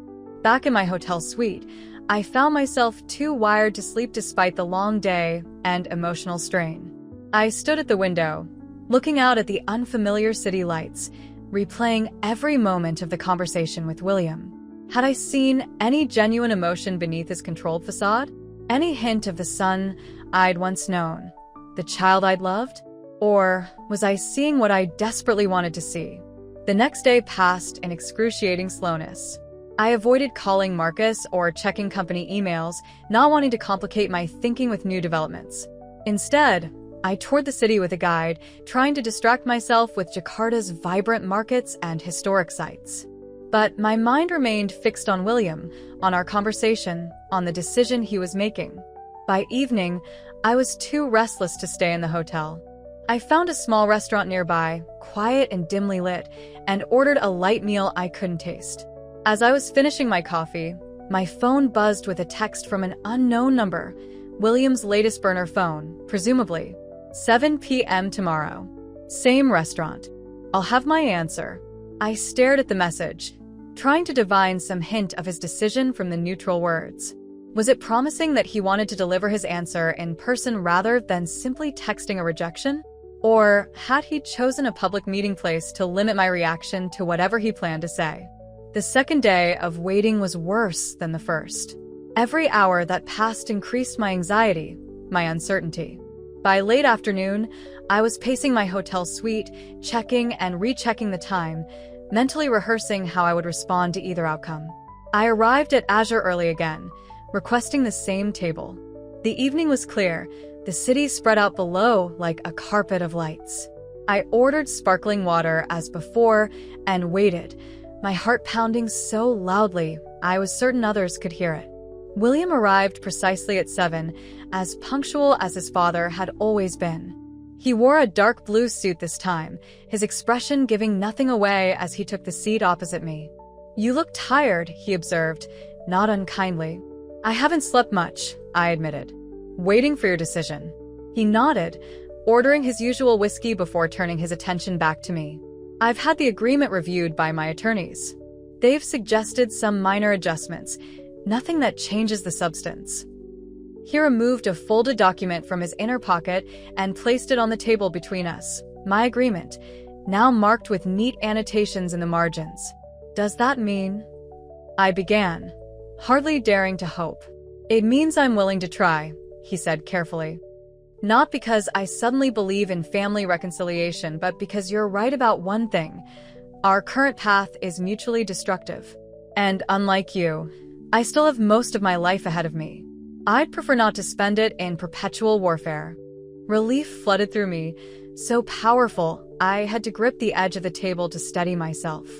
"Thank you," I said simply, "for being willing to try." He shrugged, a gesture that reminded me painfully of Charles. "Don't thank me yet. I have conditions beyond what's in the agreement." Of course he did. William never entered any arrangement without ensuring maximum advantage. "What conditions?" I asked, bracing myself. "First, when I return to the States, I want the family home in Westport. Not the mansion, that's yours as agreed, but the summer house on the shore. It was always more to my taste anyway." The Westport house was a relatively minor asset in the Blackwood portfolio, but one with significant sentimental value. Charles and I had purchased it early in our marriage, long before the mansion. William had spent his childhood summers there. "The Westport house is yours," I agreed readily. "What else?" "Second, when I take my board seat, I want to head the new development committee. I have ideas, Mother, legitimate ones, not just profit-driven schemes.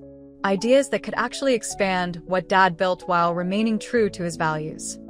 This request surprised me. I had expected demands for money, for power, not for responsibility and creative input. "That can be arranged," I said, "though the board will need to approve committee appointments." I understand. Your support will be sufficient. He paused as the waiter delivered his whiskey, taking a small sip before continuing. Third, and this is non-negotiable, the real story, the full truth about your faked death, my reaction, everything that followed, stays between us. Forever. No memoirs, no confessions, no deaté de revelations. I understood immediately why this mattered to him. William's reputation could eventually recover from the Riverside scandal. Business memories were short, and strategic philanthropy could rebuild his image. But the story of how he had celebrated his mother's supposed death, how he had immediately moved to claim his inheritance, that would permanently stain him, personally and professionally. Agreed, I said without hesitation. The truth stays with us. William nodded, seemingly satisfied.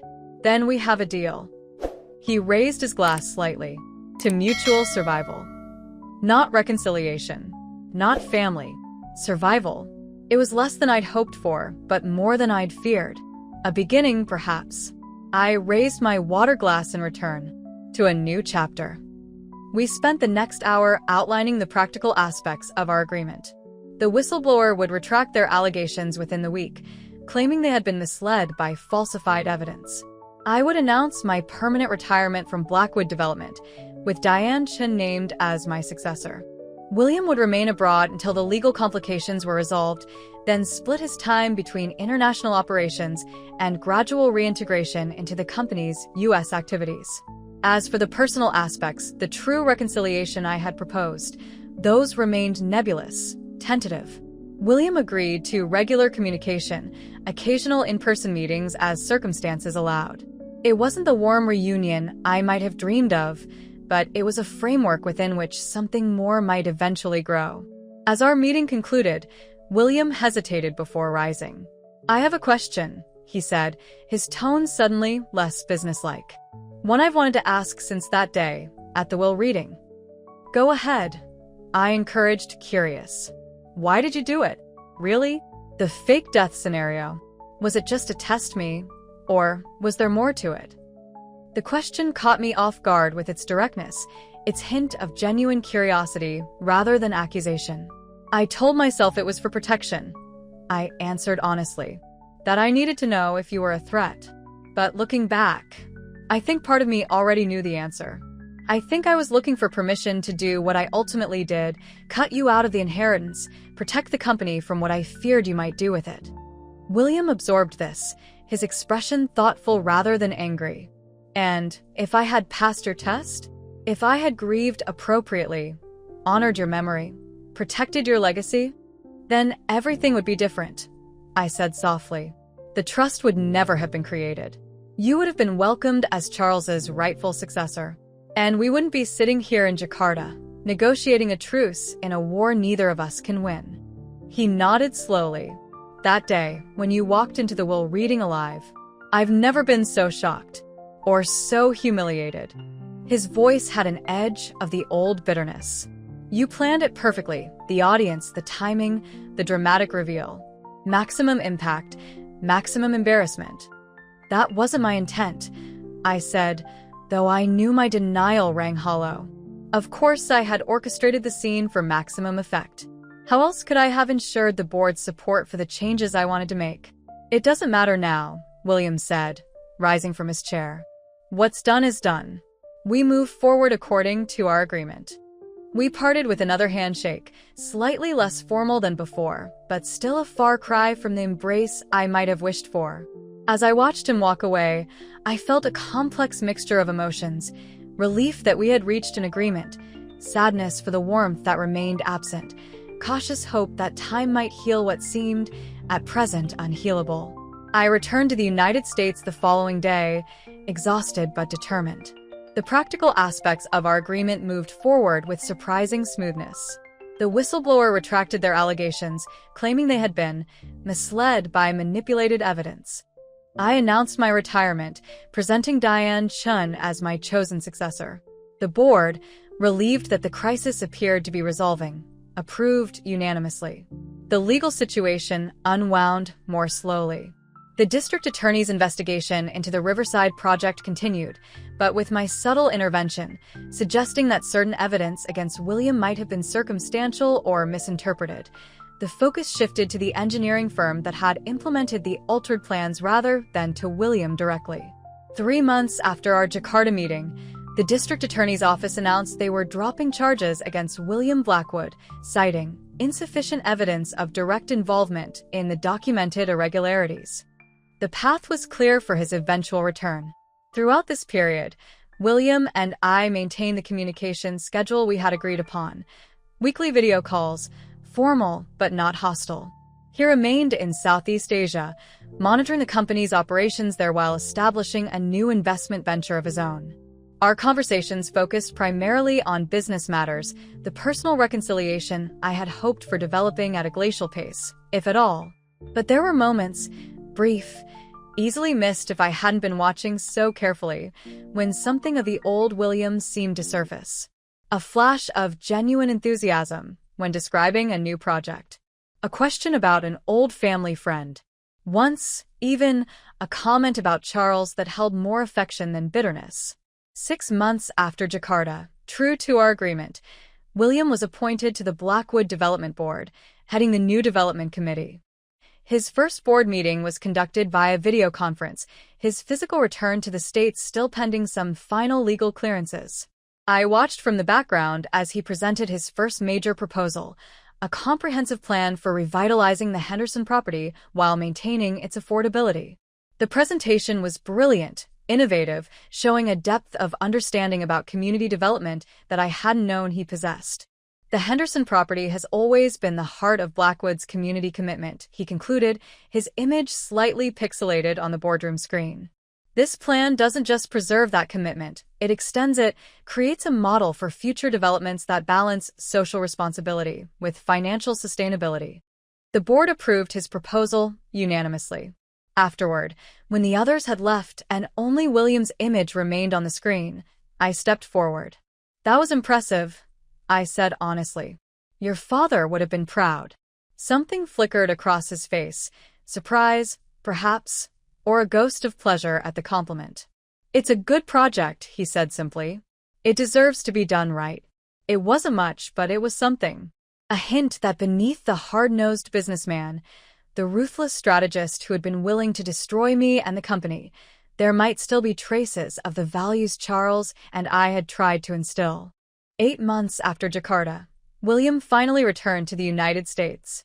We met at the Westport House, which had been prepared according to his specifications.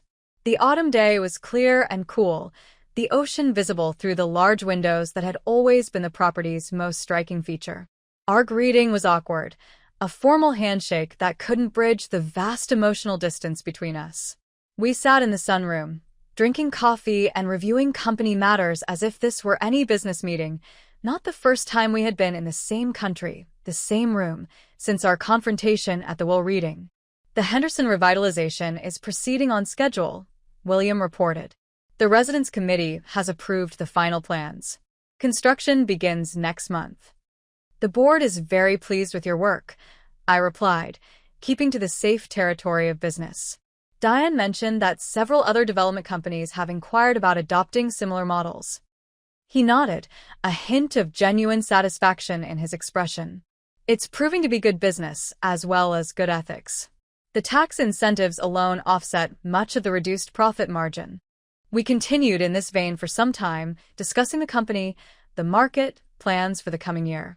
It was civil, productive, but fundamentally hollow, the form of a mother-son relationship without the substance. Finally, as the afternoon light began to fade, William set down his coffee cup and looked at me directly. "This isn't working, is it?" he said quietly. I felt a flutter of alarm. The agreement? The company arrangements? I thought everything was proceeding well. "Not the business aspects," he interrupted. "This." He gestured between us. "The reconciliation you wanted. The family connection. We're going through the motions, but there's nothing real here." The blunt assessment hurt, but I couldn't deny its accuracy. "These things take time," I said carefully. "After everything that happened." "It's not just time," William cut in. It's that we're both still playing roles. You're the forgiving mother, extending an olive branch. I'm the prodigal son, grudgingly accepting it. Neither of us is being honest about what we really feel. The observation caught me off guard with its perceptiveness. And what do we really feel, William? He looked out at the ocean for a long moment before answering. Anger. Hurt. Betrayal. On both sides. His gaze returned to me. You're still angry that I celebrated your death, that I betrayed everything you thought you'd raised me to be. I'm still angry that you tested me, humiliated me, drove me from my home, and nearly into prison. We can pretend those feelings aren't there, but they poison everything we try to build. I couldn't argue with his assessment. The negative emotions remained, simmering beneath our careful civility. So, what do you suggest? I asked. That we acknowledge these feelings and then, what? How do we move past them? William shook his head slightly. I don't know if we can. Not completely. Not in the way you hoped when you came to Jakarta. He paused. But I think we can be more honest about where we are. Stop pretending we've healed what hasn't healed. And what would that look like, practically? Less forced interaction for one thing, he said. These weekly calls, these carefully orchestrated meetings, they're artificial. We're performing reconciliation rather than actually experiencing it. A lump formed in my throat. So you want to what? End communication except for business matters. No, he said, surprising me. I want to let whatever is going to develop between us develop naturally.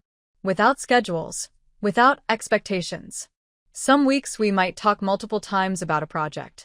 Others, not at all. We might have dinner when I'm in the city for board meetings, or we might not, depending on how we both feel. That sounds like less than what we have now, I observed, trying to keep the hurt from my voice. In frequency, perhaps, he acknowledged. But what we have now is quantity without quality. I'm suggesting we might find more genuine connection with less obligation. There was wisdom in his suggestion, though it wasn't what I had envisioned when I'd proposed reconciliation. I had wanted a clear path back to something resembling the mother-son relationship we'd once had. William was offering something messier, less defined, but perhaps more honest. All right, I agreed finally. We'll try it your way. No forced schedules, no obligations beyond what's necessary for business. He nodded, seeming relieved. Thank you for understanding. As I prepared to leave, William walked me to the door. At the threshold, he hesitated, then said something that caught me completely off guard. I'm having the kitchen renovated next month, he said. The contractor found something interesting behind one of the walls. A time capsule, I think, from when the house was built. There's a date carved into it, 1987, the year before I was born. My breath caught. Charles and I had indeed created a time capsule when we renovated the Westport house, sealing it into the kitchen wall before William's birth. It contained photographs, letters to our future child, small mementos of our early years together. Yes, I said softly. Your father's idea. He wanted you to find it someday, to know what we were thinking and feeling as we prepared for your arrival.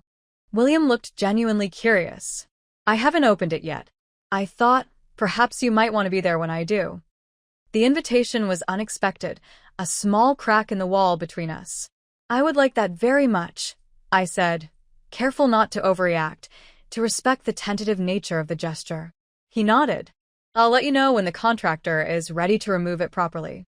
It wasn't much, a shared curiosity about a relic from the past. But it was something real, something unforced. A tiny seed that might, with care and patience, grow into something more. In the months that followed, our relationship developed along the lines William had suggested. Sporadic, undefined, but gradually more authentic. Sometimes weeks passed with only brief business-related exchanges. Other times, a project or issue would prompt multiple conversations, discussions that occasionally ventured beyond business into more personal territory. The time capsule opening became a milestone of sorts. On a winter afternoon, William called me to the Westport house, where the contractor had carefully removed the sealed metal box from within the kitchen wall. We sat at the dining room table, the unopened capsule between us, both nervous in a way neither had anticipated.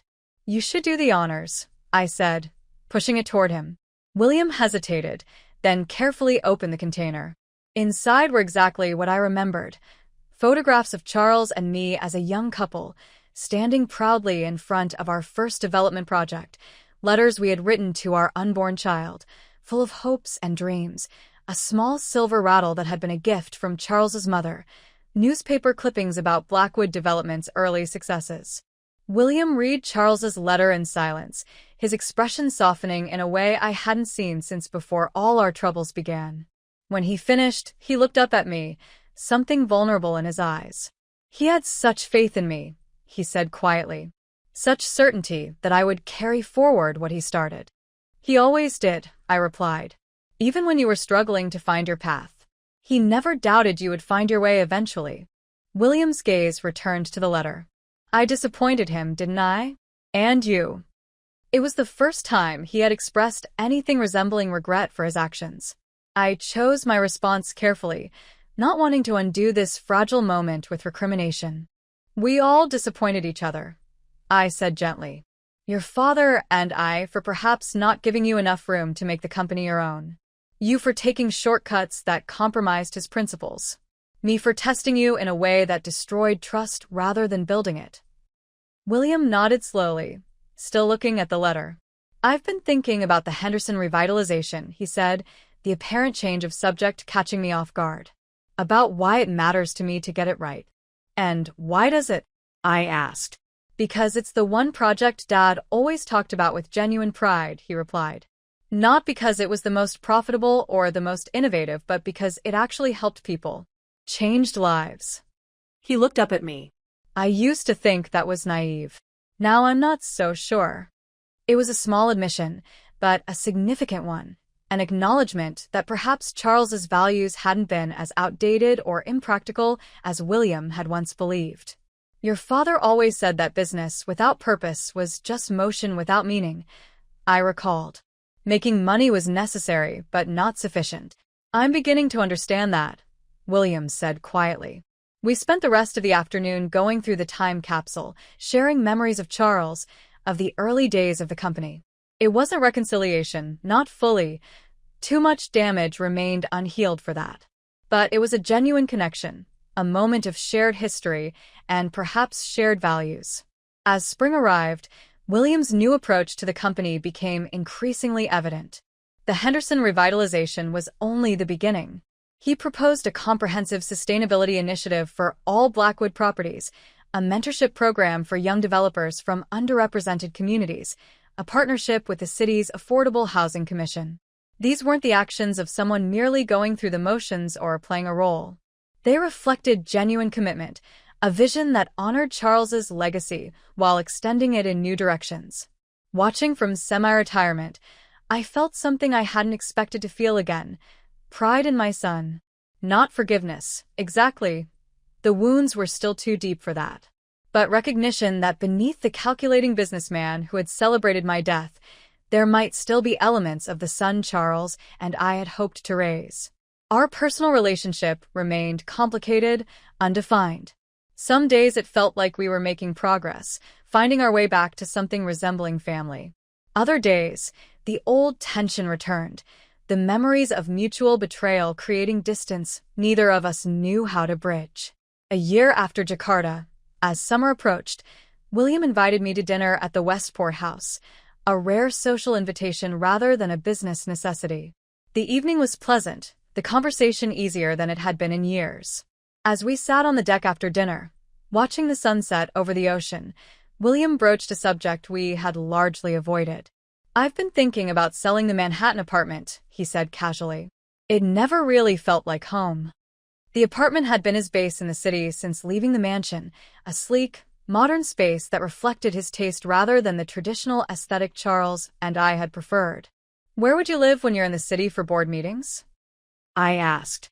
He hesitated, swirling the wine in his glass. "I was wondering if the east wing of the mansion might be available." Pied-à-terre offshore. The suggestion startled me. The east wing had been William's quarters before our estrangement, a separate section of the mansion with its own entrance and facilities. He had left it abruptly after the will reading confrontation, taking only personal items, leaving the space essentially as it had been. The East Wing has been empty since you left, I said carefully. It's yours if you want it. He nodded, still looking out at the ocean rather than at me. It would be practical. Close to the office. Plenty of space. Practical reasons only, nothing about coming home, nothing about family.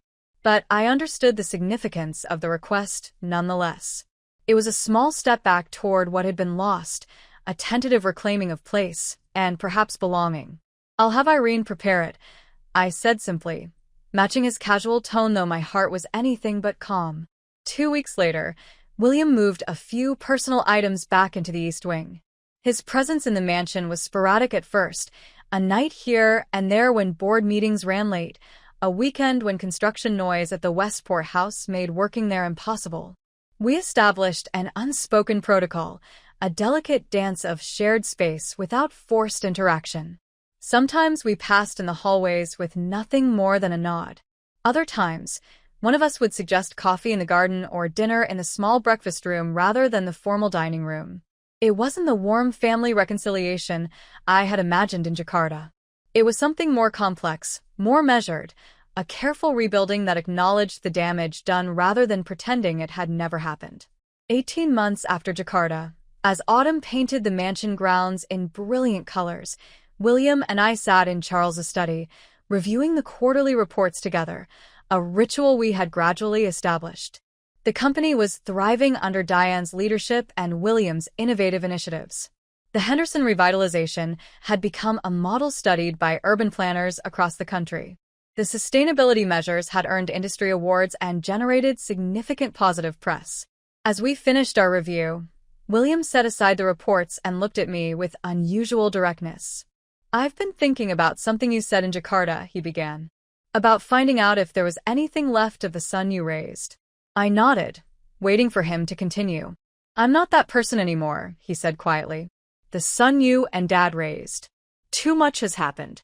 I've done things I can't take back, made choices that changed me irrevocably. The admission held a finality that made my heart sink. I understand, I said, though the words felt inadequate. But he continued, surprising me. I think there might be something new emerging. Not a return to who I was, but a different kind of son. One shaped by everything that's happened, the good and the terrible. One who finally understands what Dad was trying to build and why it matters. I studied him, this complex man who was my only child, trying to reconcile the William who had celebrated my death with the one sitting before me now, a leader committed to responsible development, to carrying forward Charles's values while adapting them for a new era.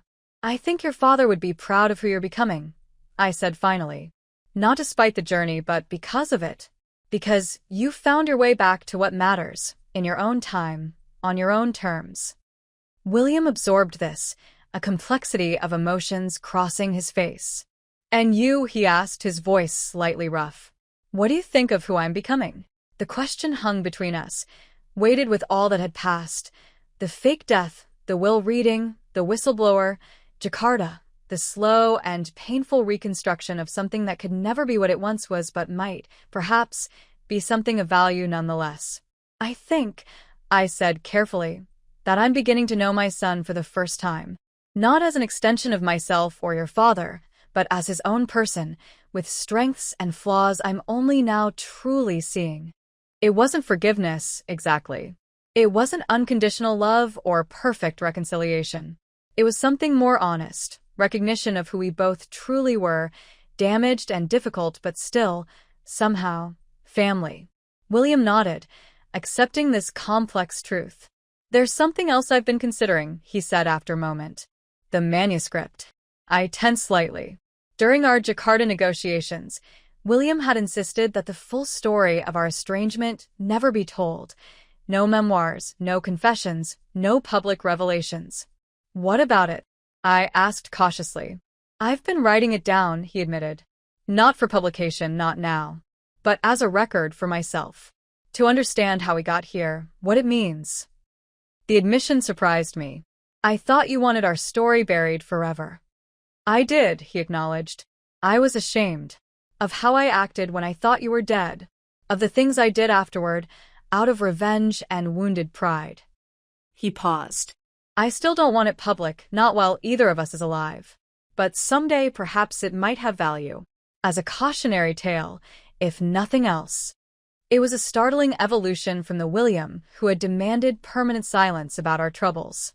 An acknowledgement that our story, painful as it was, might eventually serve some purpose beyond our own reconciliation. Perhaps we should write it together, I suggested tentatively. Both perspectives. The complete truth. William considered this, then nodded slowly. Perhaps we should. It was in this unexpected collaboration that we found something neither of us had anticipated, a shared project that required brutal honesty about our mutual failings, our misunderstandings, our capacity for both destruction and redemption. 2 years after Jakarta, we completed the manuscript. It told the unvarnished truth, my fake death and William's callous reaction, his vengeful campaign and my counterattacks, the mutual destruction we had nearly wrought, and the difficult, incomplete healing that followed. We sealed it in Charles's safe in the study, with instructions that it remain unopened until both of us had passed. Whether anyone would ever read it, whether it would provide insight or simply stand as testament to how easily family bonds could fray and how painfully they might be repaired, that would be for future generations to decide. What mattered was that in writing it, in forcing ourselves to confront the full truth of what had happened between us, we had taken another step on the long road back to something that, if not the relationship we once had, was perhaps something more honest, more earned. 3 years after Jakarta, Blackwood Development celebrated its 40th anniversary with a gala at the city's Natural History Museum. As a tribute to Charles, the company announced a major new initiative, the Blackwood Foundation for Community Development, which would partner with cities nationwide to create affordable housing projects modeled on the Henderson revitalization. The foundation would be headed jointly by Diane Chin and William, a public acknowledgement of his full reintegration into the company leadership. If you've made it this far in our twisted family saga, hit that subscribe button now. Drop a comment if you've ever witnessed a long, painful journey toward redemption, because the final chapter of this story will show you that sometimes justice comes in forms we never expect. At the gala, I watched from the sidelines as William addressed the assembled guests, board members, employees, city officials, community leaders. His speech acknowledged Charles's founding vision while outlining bold new directions for the company and foundation. He spoke with confidence and passion, occasionally glancing in my direction as he referenced projects we had developed together over the past 3 years. To anyone watching, we presented a united front, the Blackwood matriarch and her son, carrying forward a family legacy. Only we knew the painful journey that had brought us to this point, the scars that remained beneath the surface. As the evening wound down, William approached where I stood chatting with Marcus, who had finally retired as our attorney, but remained a close friend and advisor. "Mother," William said with a slight formality that still characterized our public interactions, "the mayor was hoping to speak with both of us about the foundation. Do you have a moment?" "Of course," I replied, excusing myself from Marcus. As we crossed the grand hall, William lowered his voice. "Actually, the mayor already left. But there's something I wanted to show you, in the gemstone exhibit." Curious, I followed him through the crowd to a quieter wing of the museum, where illuminated cases displayed sparkling minerals and precious stones. William led me to a particular display, a collection of emeralds in various settings. "Do you recognize that one?" he asked, pointing to a particular piece, an emerald pendant on a delicate gold chain. I leaned closer, studying it through the glass. Recognition dawned slowly, then with a jolt. That's my mother's pendant. The one I thought was lost years ago." William nodded. "It wasn't lost. Dad had it reset as a surprise for your 35th anniversary. He showed it to me before he died, made me promise to give it to you when the time was right." He paused. After everything that happened, I nearly sold it out of spite. But I couldn't bring myself to part with it. "How did it end up here?" I asked, still staring at the familiar green stone that had once belonged to my mother, then to me. "I donated it," William said. part of a collection for the museum's new jewelry wing. They're naming it after Dad. I turned to look at him, trying to understand the gesture. Why now? He met my gaze directly. Because it's time to let go of the past. Not forget it. We've written that manuscript to ensure we never forget, but to stop letting it define us. He gestured toward the pendant. That emerald represents a legacy that predates all our troubles. It belongs somewhere it can be appreciated, not locked in a safe as a reminder of what went wrong between us. The symbolism wasn't lost on me. The pendant had traveled from my mother to me, should have gone eventually to William's wife or daughter had he married and had children. Instead, it would remain in this museum, beautiful but untouchable, much like the relationship we had once had and lost. It's a generous donation, I said finally. Your father would approve. William nodded, a slight smile touching his lips. He always did prefer public appreciation to private hoarding. It's one of many things I misunderstood about him for too long. We stood together in silence, looking at the emerald that represented both our shared past and the acknowledgement that some things, once broken, could never be fully restored, only honored in new ways. As we walked back toward the main hall, William said something that caught me completely off guard. I'm considering traveling for a while. 6 months, perhaps a year. Asia, Europe, South America. Looking at how other countries approach urban development, community housing. Research for the foundation? I asked, trying to process this unexpected announcement. Partly, he acknowledged, but also space. Perspective. He glanced at me. We've made progress, Mother. More than I thought possible after Jakarta. But I think we both know there are limits to how far we can go while living in each other's shadows. The statement hurt, despite its truth. You're leaving again. Not like before, he said quickly. Not running away, not in anger. Just seeking something I can't find here. Independence, I suggested. Your own identity apart from Blackwood, apart from your father's legacy, apart from me. He nodded, seeming relieved that I understood. The company is in good hands with Diane. The foundation is established. The board is stable. It's the right time. I wanted to argue, to point out how much we had rebuilt, how much further we could go if he stayed.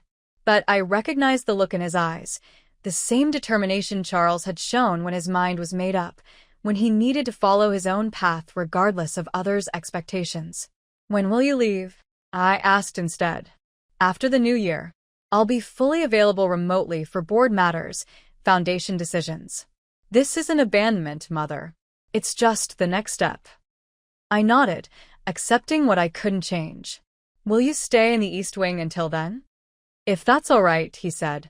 It seems fitting to have a proper goodbye this time, rather than the way I left before.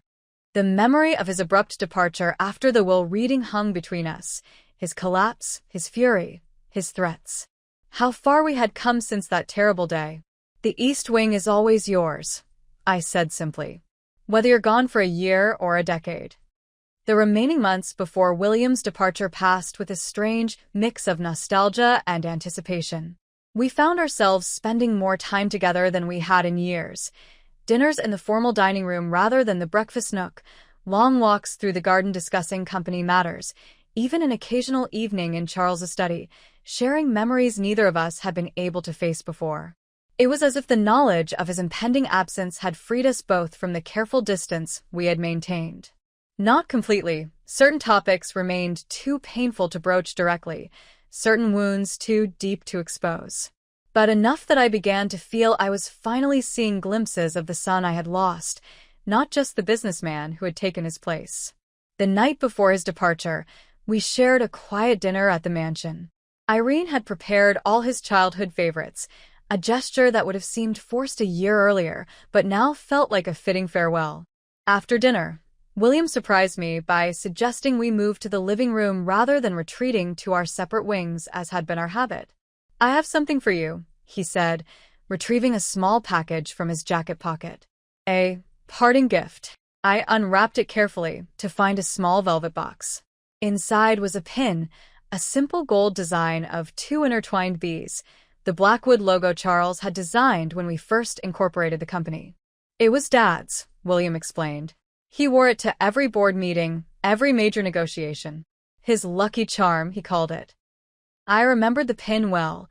It had been a constant presence on Charles's lapel throughout our business lives together. After his death, I hadn't been able to find it among his possessions. I took it, William admitted, reading the question in my expression. The day after he died.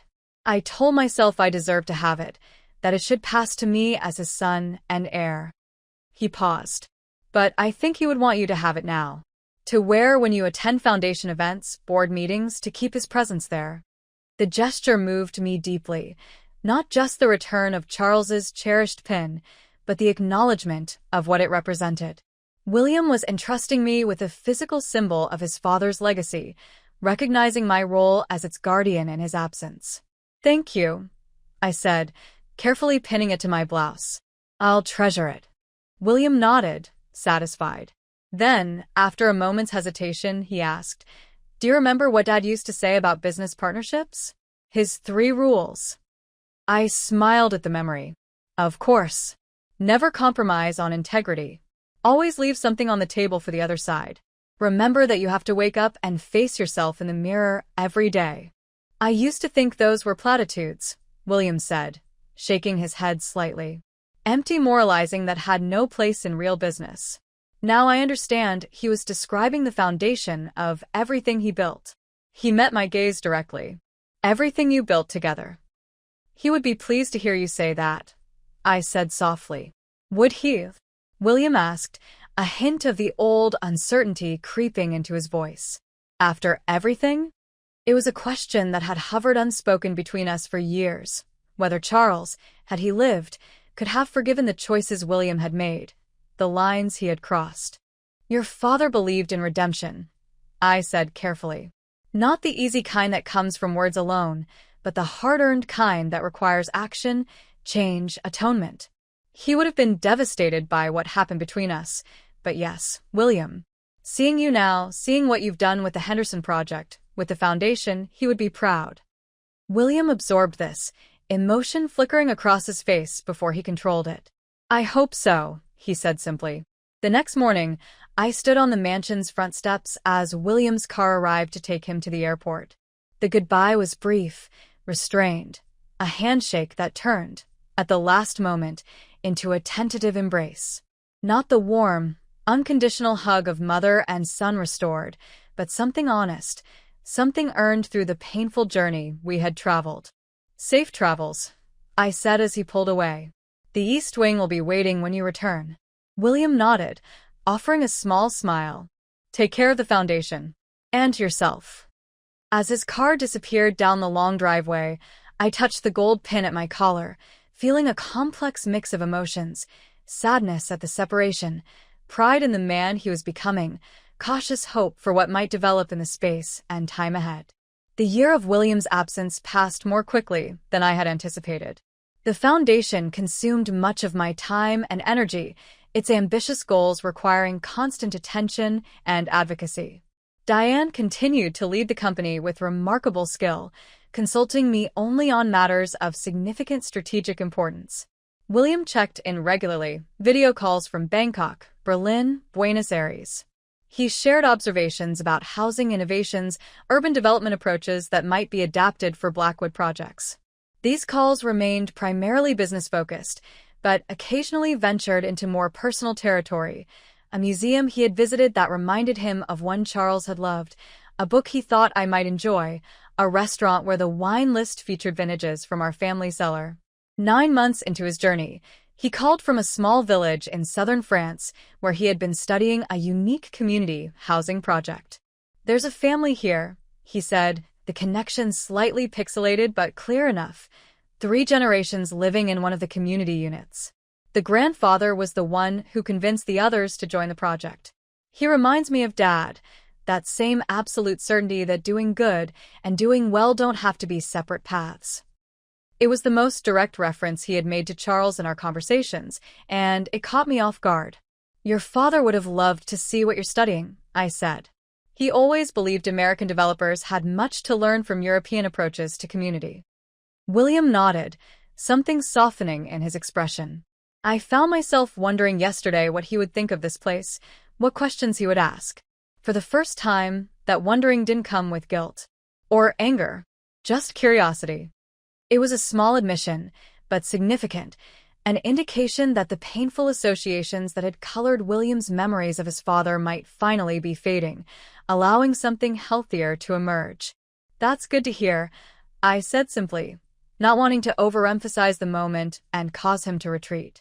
He changed the subject then, moving to business matters, but the brief glimpse of healing remained with me long after the call ended. 13 months after his departure, William returned, not to the mansion immediately, but to the Westport house, where he spent several weeks reacclimating to the time zone and reviewing foundation and company developments. When he finally appeared at the mansion, it was without warning. I was in the garden, supervising the planting of new roses, when Irene approached with unusually quick steps.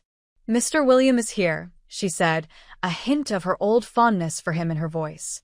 "In the East Wing. He asked not to disturb you, but I thought you would want to know." I thanked her, taking a moment to compose myself before heading inside. I found William in the East Wing sitting room, unpacking books onto shelves that had remained empty since his departure. "You're back," I said simply from the doorway. He looked up, offering a slight smile. "As promised," though I didn't specify exactly when.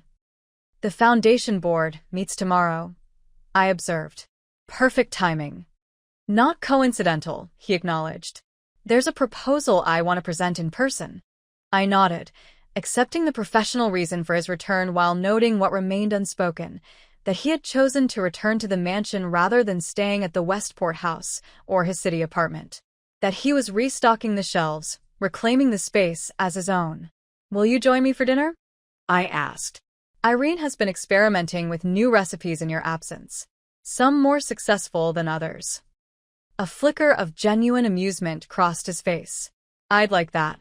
Dinner that evening had a different quality than our previous careful interactions, more relaxed, more natural. William spoke of his travels, sharing observations and experiences beyond the business insights he had related in our video calls. I updated him on foundation matters, on changes to the mansion grounds, on mutual acquaintances. It wasn't the easy familiarity of before our estrangement, but neither was it the strained civility that had characterized our post-Jakarta relationship. It was something new, a relationship between adults who shared history and blood, but were still learning to know each other as they truly were, not as they wished the other to be. At the foundation board meeting the next day, William presented his proposal, an ambitious expansion of our community housing model to 5 new cities, funded through a combination of foundation resources and innovative public-private partnerships.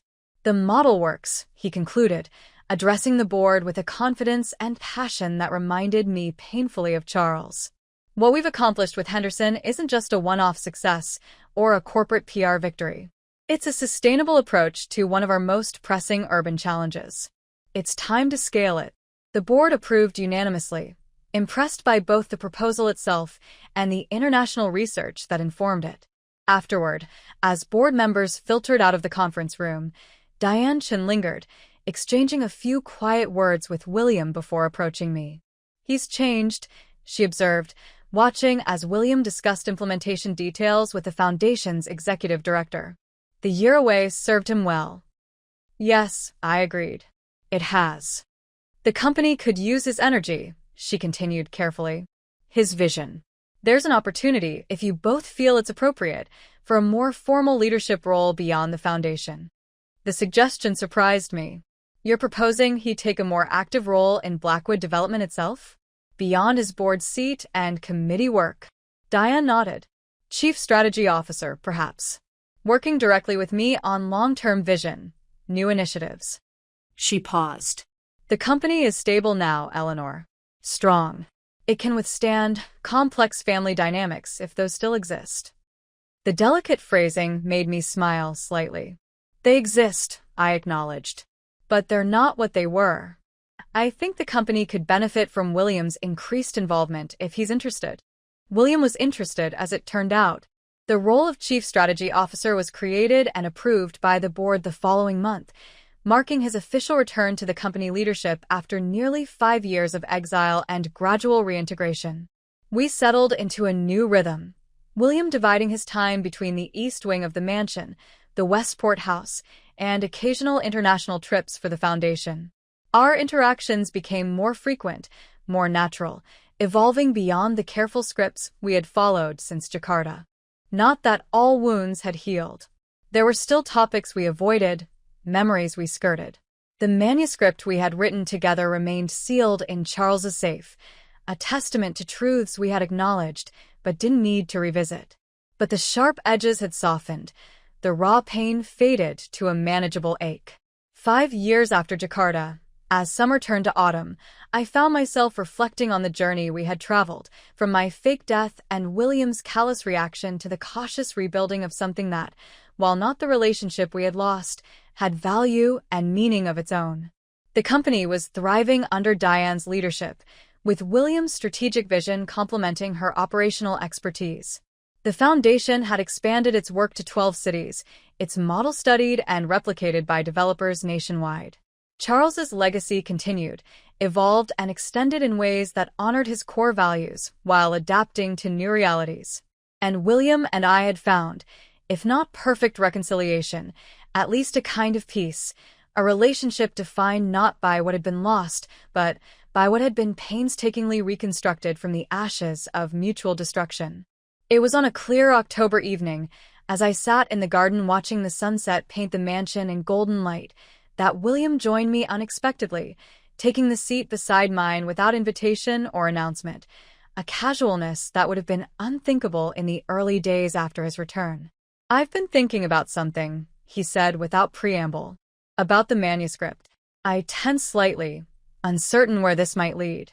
"What about it?" "We wrote it as a record," he said, "to be opened after we're both gone. A cautionary tale, we called it." I nodded, remembering those difficult, honest sessions as we had forced ourselves to confront and document the full truth of our estrangement. "I've been wondering," William continued, "if it might serve a purpose now, while we're still here. Not as a public confession, I still believe that would serve no one, but as a foundation for something more constructive." "What did you have in mind?" I asked, curious despite my wariness. "There are others like us," he said. "Families torn apart by inheritance issues, by misunderstandings, by tests and failures. What if we created something, a resource, a program through the foundation to help them find better paths than the one we took?" The suggestion startled me. "You want to use our experience to help others?" William nodded, a hint of the old calculation in his expression, but directed toward a purpose I couldn't have imagined years earlier. Anonymously, of course. The manuscript remains private. But the lessons we've learned, the pitfalls we encountered, the strategies that ultimately allowed us to rebuild something from the wreckage, those might have value to others. I studied him, this complex man who was my son, trying to reconcile the William who had celebrated my death with the one sitting beside me now, a leader committed to leveraging even our most painful experiences for something constructive. "Your father would approve," I said finally. "He always believed that mistakes were only truly failures if you didn't learn from them, didn't use them to create something better." "I know," William replied, surprising me with a certainty in his voice. "It's taken me a long time to understand that about him, about you both." We sat in companionable silence as the sun dipped below the horizon, casting long shadows across the garden. After a while, William spoke again, his voice thoughtful. "Do you remember what you said to me at the will reading? After you walked in alive?" The memory was vivid, though years had passed. "I said many things that day, none of them gentle. You said I only knew how to destroy, not build," he recalled. "You were right then. I was so focused on taking what I believed should be mine that I couldn't see the value in creating something new, something that might last beyond me." I remembered the fury in his eyes that day, the shock and humiliation as he realized his inheritance plans had been thwarted by my very much alive presence. "You've proven me wrong since then," I said quietly. "What you've done with the foundation, with Henderson, with the international initiatives, that's not destruction. That's creation of the highest order." William absorbed this, a complexity of emotions crossing his face. "It's strange," he said finally. "I spent so many years resenting the shadow Dad cast, feeling I could never measure up to his legacy.